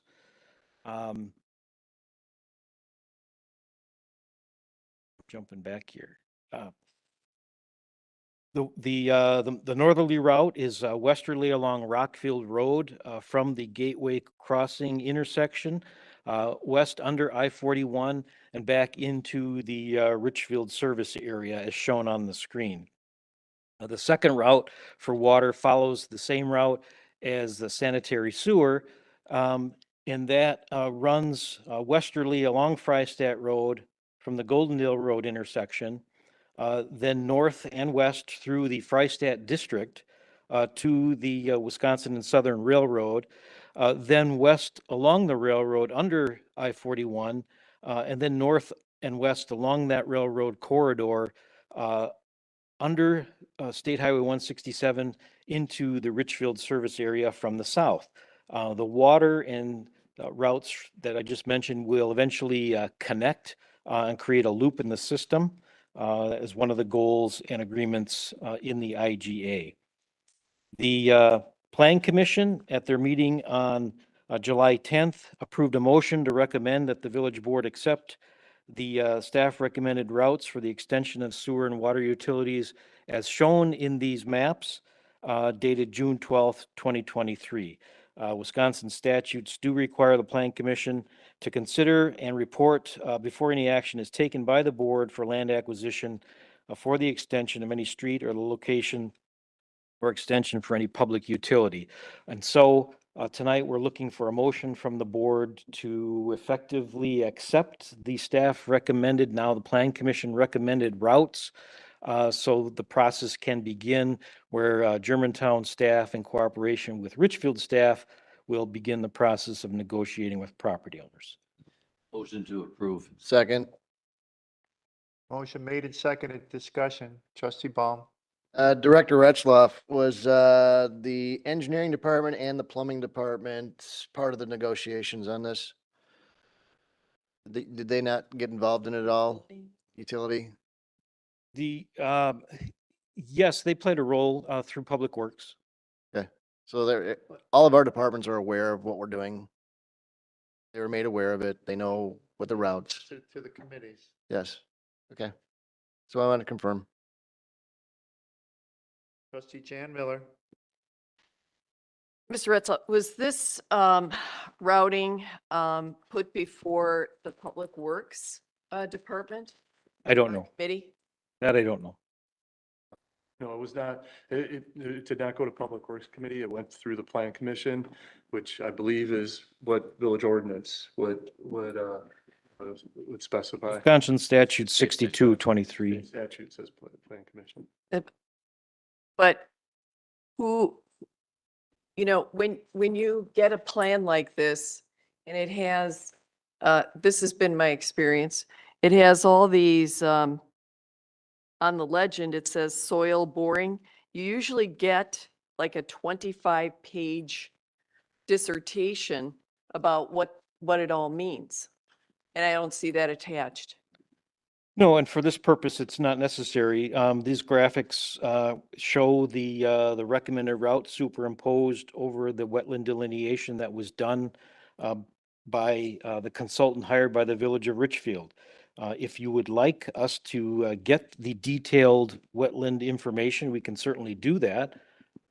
I would like that because I don't want to, it looks to me like it's going under some wetlands and breaching wetlands. And now you have, this diagram is different than what we had in our packet. And it's got the dotted red line. Jeff, what does that mean? There's a solid red line and dotted red lines on either side. The graphic on the screen shows what projected right-of-way requirements are for portions of the route south of the railroad to Freistadt Road? That would be the dotted red line. Yes. Dotted right red of- line is the right of way. easement, For the easement. and the solid red line is the actual pipe. Uh-huh. Right, and I'd have to say, it's a generalized line at this Yeah. point. It's subject to negotiating with property owners and final engineering to be conducted. With respect to wetlands, putting water and sewer lines under wetlands is a very common practice. The route that's been selected by staff and recommended to the Plan Commission reflects an attempt to avoid wetland and or other environmental impacts to the extent possible. You go through the narrowest of narrow sections. The narrowest section, in one case where sort of the route is shown running between wetlands that, depending upon how much right of way is actually taken, may or may not survive, in the sense that they're isolated wetlands and likely to be either artificial wetlands or subject to request for filling given their relatively small size. Well, as you noted in your report, you said note a separate but related update of the MMSD 2050 facilities plan for the entire village of Germantown is still being prepared and is expected to be submitted for approval by MMSD and SewerPAC and Wisconsin DNR. So if it hasn't come back from the Wisconsin DNR, how do we know that disturbing or getting close to these wetlands before we acquire or try to acquire land would even be worth it? I'm sorry, what did you say is not approved? It's what? You quoted something. I didn't Your understand. note in the middle of your attachment.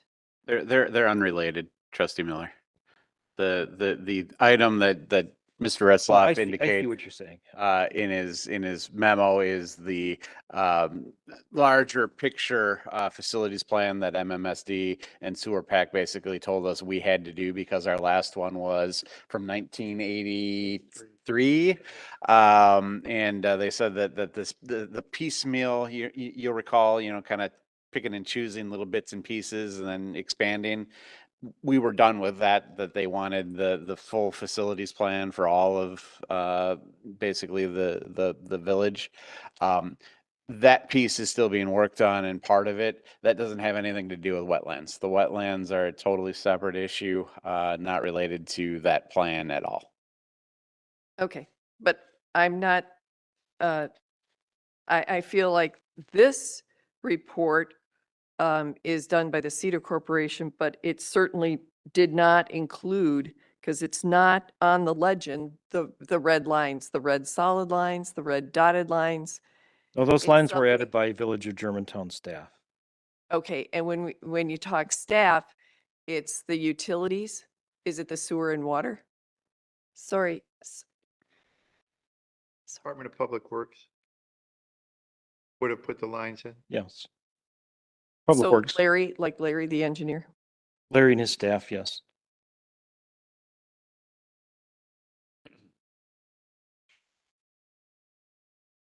Well, I would have felt better that this goes through Public Works and have a report.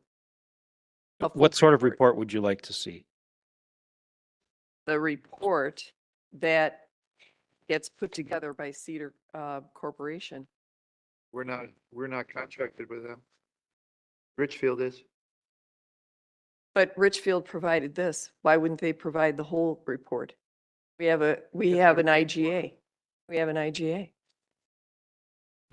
We can request, As they pay we for can it. request the information that they gathered in collection in We support pay of their for wetland our, delineation. don't we pay our salaries for our people that put all these lines on here, and we haven't billed Richfield yet. That's my understanding. I think to go back to the question about the report, we could request, and I don't see why Richfield would not give us a copy of the report. I think to what Director Retzloff's point, the detailed information in the report, I don't think is going to you know, is going to have a major impact on the selection of the route. It was really the wetlands, the property lines, that type of information. Well, I I don't think it's, I don't think it's thorough because I don't have an understanding of what all the soil borings are and I'm trying to protect the wetlands. So, and if we buy the right of way through the wetlands and we can't use it, what does that do? We just spent a lot of money. We're responsible for 50% of the right of way. Is that correct? Yes, that's correct. Okay. I would want to be double sure that we're not going over any wetlands and that we would have to go back and do something extra to replace the wetland that's naturally occurring. That seems reasonable. And as you can see on the graphic, again, it's a general representation, but the intention is to try and avoid wetlands to the extent possible while maintaining the integrity of a future road system and the utility extensions themselves within the Freistadt district. I can see the intent, but I don't have the backup. I'm requesting, I'm making a motion to request the information to back this up. Before the vote? Steve said he can get it for you. I don't know if it requires a motion. Okay. You get it for me. Village administrator. And maybe just to reiterate a little bit about the process from this point forward, this is, you know, as Director Retzloff has described it, a general representation of the route. It's a step in the process of, and if this is approved by the village board, then that would go back to the Village of Richfield and Cedar Core, and they would do two things. One, they would begin work on this, what's called the 60% design. And that's where they would look at, their engineers would look at the results of the soil borings and all of that. And to determine, okay, is this suitable for a sewer or water line and a road? In addition to that, and this would be another action that would be required by the village board, then we would come back and ask for authorization to have a representative begin negotiations to actually acquire the right of way. So that's another process that would have to go along.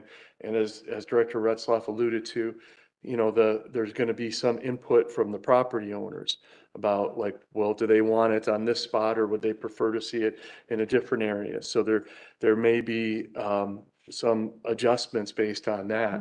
So as this is a necessary step to get to the next phases of this where engineers are looking at the information that you're requesting and using that to determine, you know, the answers to the questions that you're asking. And as well as working with the property owners to determine if we're able to actually acquire the property that's outlined in here.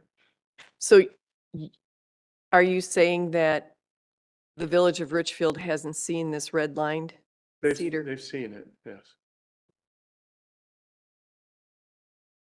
And Cedar Corp is their engineer? Yes. I'd still like to see the background. Thank you. Further discussion? I have a question.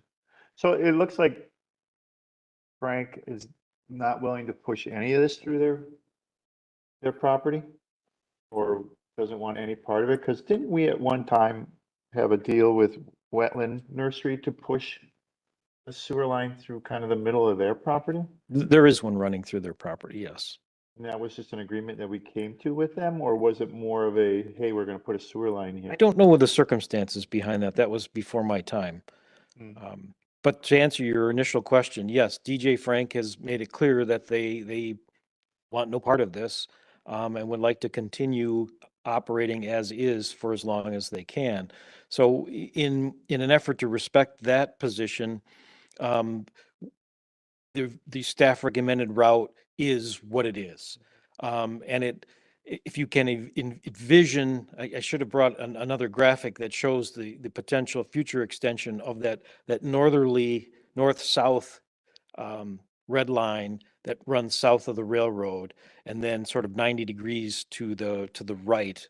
That road ultimately can or could continue further south and then parallel to 41, all the way down to Freistadt Road through the DJ Frank property at some point in the future, and complete a loop, if you will, around that large major wetland complex in the middle of the Freistadt district. Is there a way to create a reservation there for that? Or is now the time to create that reservation? With respect to the IGA, I don't know if that's something that Richfield would participate in, since it wouldn't necessarily be required for the water or sewer. But it wouldn't require facility. any purchase of property. It would just hold it as a reservation like we used to have through the golf course or Division Road. I suppose we could discuss that with them concurrently with this process and handle that sort of separately in a side agreement, if you will. Ideally, as we proceed with the master plan for the Freistadt district, completing a layout of future roads through the entire area would be prepared. And at that time, it might be better to go to the DJ Frank and initiate those sorts of discussions. Okay, I agree. Question, Trustee Chan Miller, what do you mean by reservation? you hold you show that there's, like we were talking about Elm Lane. Elm Lane has a reservation from where it ends all the way over to Country Air. Yeah. It's a reservation to say that there is the possibility of a road coming all the way through. At one time, and I think it might even, I don't know if it's still there used to be a reservation through the golf course for Division Road, where Division Road ends by our recycling. Yeah. The county had wanted to push that all the way through, so they had an access from the furthest northern point to the furthest southern point of the county. Oh. Highway 60 all the way through down to county line. So there was always a road reservation held there, so that when and if they wanted to do that, that reservation was there and shown. And it would just show up in the certified survey map. Mm. Further discussion? No further discussion? Do I need to do roll call for this? No? Okay. All those in favor, please say aye. Aye. Opposed? Aye. Opposed, raise your hands. 3 opposed. Motion carries. Last item under new business is item I, ordinance creating section 1.07 subsection 4 of the municipal code of the village of Germantown relating to the village administrator's authority to act on certain circumstances. I'd like to make a motion to postpone this and send it to GGF for review. There's just some things in here I think we should review on a committee level. And I don't know if you need authority immediately, Steve, because Larry is gone. Should we make some kind of reservation where in my motion I could state, except if you need to make decisions between now and GGF, consulting with staff and Dean, because I think the committee has to be, the board has to be involved in decisions you make on this. So I guess just to kind of address some of the concerns that we heard as part of the citizen comment period, the decision to put this on this agenda, not to GGF, was really mine, and it was mostly an oversight in the sense that we were talking about needing to amend the agenda anyway to potentially include the Elm Lane discussion, because there was talk that we might have that come forward. And since we were looking at it, and at the same time, we also had identified a couple instances where department head, i.e. Larry, had certain responsibilities either under the code or under some of our development agreements to approve things that we basically needed to have somebody that was there. We don't have an interim director that's been appointed, for example, like we did with the clerk. And the nature of those various things are kind of all over the place. So it's hard to kind of make a list of, here's all the things that you need to do. And so in kind of the last minute rush, so to speak, to get it on the agenda, because we were talking about amending the agenda anyway, we prepared the ordinance, didn't think that there was also a GGF meeting just before this that we could have put it on there. The other thing that I will add is that this is not a circumstance where we're looking to take power away from this body and to give that to Steve. This is a situation that gives Steve the authority to act where Larry otherwise would have had the authority to act anyway, either by statute or code. An example that we just recently had, for example, is that we had a request for a blasting permit for some work, underground work that they ran into bedrock. And the blasting permit is authorized by the Public Works Director under our code. It's those types of little kind of ministerial things that need to take place that we're looking to get approved as part of this, and that's what we're looking to do. So, with that said, certainly, I understand if we want to take it back to GGF and have that discussion, that's fine. Just recognize that in doing so, there may be things that we just won't be able to approve, and they'll have to linger until they can be Depends on how the addressed. motion was made, don't you? I'll second the motion. And the motion, I will repeat the motion, okay?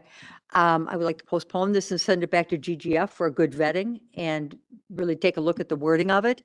But in the interim, between now and the GGF meeting in August, the village administrator can make those decisions, but with the knowledge of the village president, whatever those decisions might be. I'm not going to second the amended portion. It's not an amendment. I don't, you want him just to be able to do anything in the meantime? No, I want, Yeah. no. I seconded taking it back To GGF. Yeah, period. Let's But do he it. has to make some decisions within the next month. We have an interim director. We do. So the PAA guy, Right, but he's not a village employee and would not be somebody that I would typically recommend would be authorized to make some of a these special decisions. meeting. No. I'm going to stick with my motion. Jolene, were you seconding? We got a second. Okay, it's fine. You all right? Okay. all the, I Can just, we vote? I'm going to, We have can a somebody motion call and the and a vote? second, we have discussion. Oh, I'm going to be out of here too. Trustee Chan Miller. so for committee actions, all matters requiring village board action shall come with a recommendation from the committees. May require, so this, bringing this to this meeting and jumping ahead of a committee was irregular. We just had that discussion though. I know. Yeah. I'm just restating it. So I'm not in favor of voting on this now. Yes, village administrator. Go back to GGF. I just want to add real briefly a couple of comments. First of all, it's one of my goals in life to try to seek less authority, not more in general. This is not. Doesn't seem like This it. is not a power grab. This is not anything of the sort. It was the village attorney and I sitting down and talking, as we've been talking and planning for the retirement and a vacancy in one of the key positions of authority in the village, the Director of Public Works, who is by ordinance and at times by statute required to sign off on all sorts of different things. And there currently is no one in the village who's authorized to sign off on those things. And that was the impetus for the village attorney drafting this ordinance and bringing it forward. And just to reiterate what the attorney said, if you want to hold this on the committee, there may not be a need for it for much longer. Hopefully we'll fill the position very quickly, and there won't be a need for this ordinance. I certainly don't want to spend a lot of time on it, but just again, that there needs to be some mechanism, I believe, that when things like the blasting permit example come up, that, you know, I don't mind trying to reach out to the village president. I'm not sure if he wants me to try to call him every time and check that stuff. But we're just trying to maintain services. Okay. Trustee Peeper. Second. Motion made and seconded. To call the question. All those in favor, please say aye. Aye. Opposed? Aye. One opposed? We'll do it. Can we please restate the motion? B or you asking them? Either one. I'd be happy to give you the gist of it again. The motion is that this will be postponed and sent back to GGF at their next meeting. And in the interim, any decisions that our village administrator needs to make, you can make, as long as you were also informed of them and approve them. Okay. Everyone's clear? Yes. All right. All right, so no other discussion? All those in favor, please say aye. Well, Aye. I. Aye. Hand up. Opposed? Right. That's right. Opposed? Jeff? Opposed? Jan? Aye. One opposed. Motion carries. That Thank you. takes care of all items on tonight's agenda. Our next village board meeting will be on August 7th at 7 PM here in the Village Hall Boardroom. Thank you all for coming tonight. Thank you all for watching. Have a good night. We're adjourned.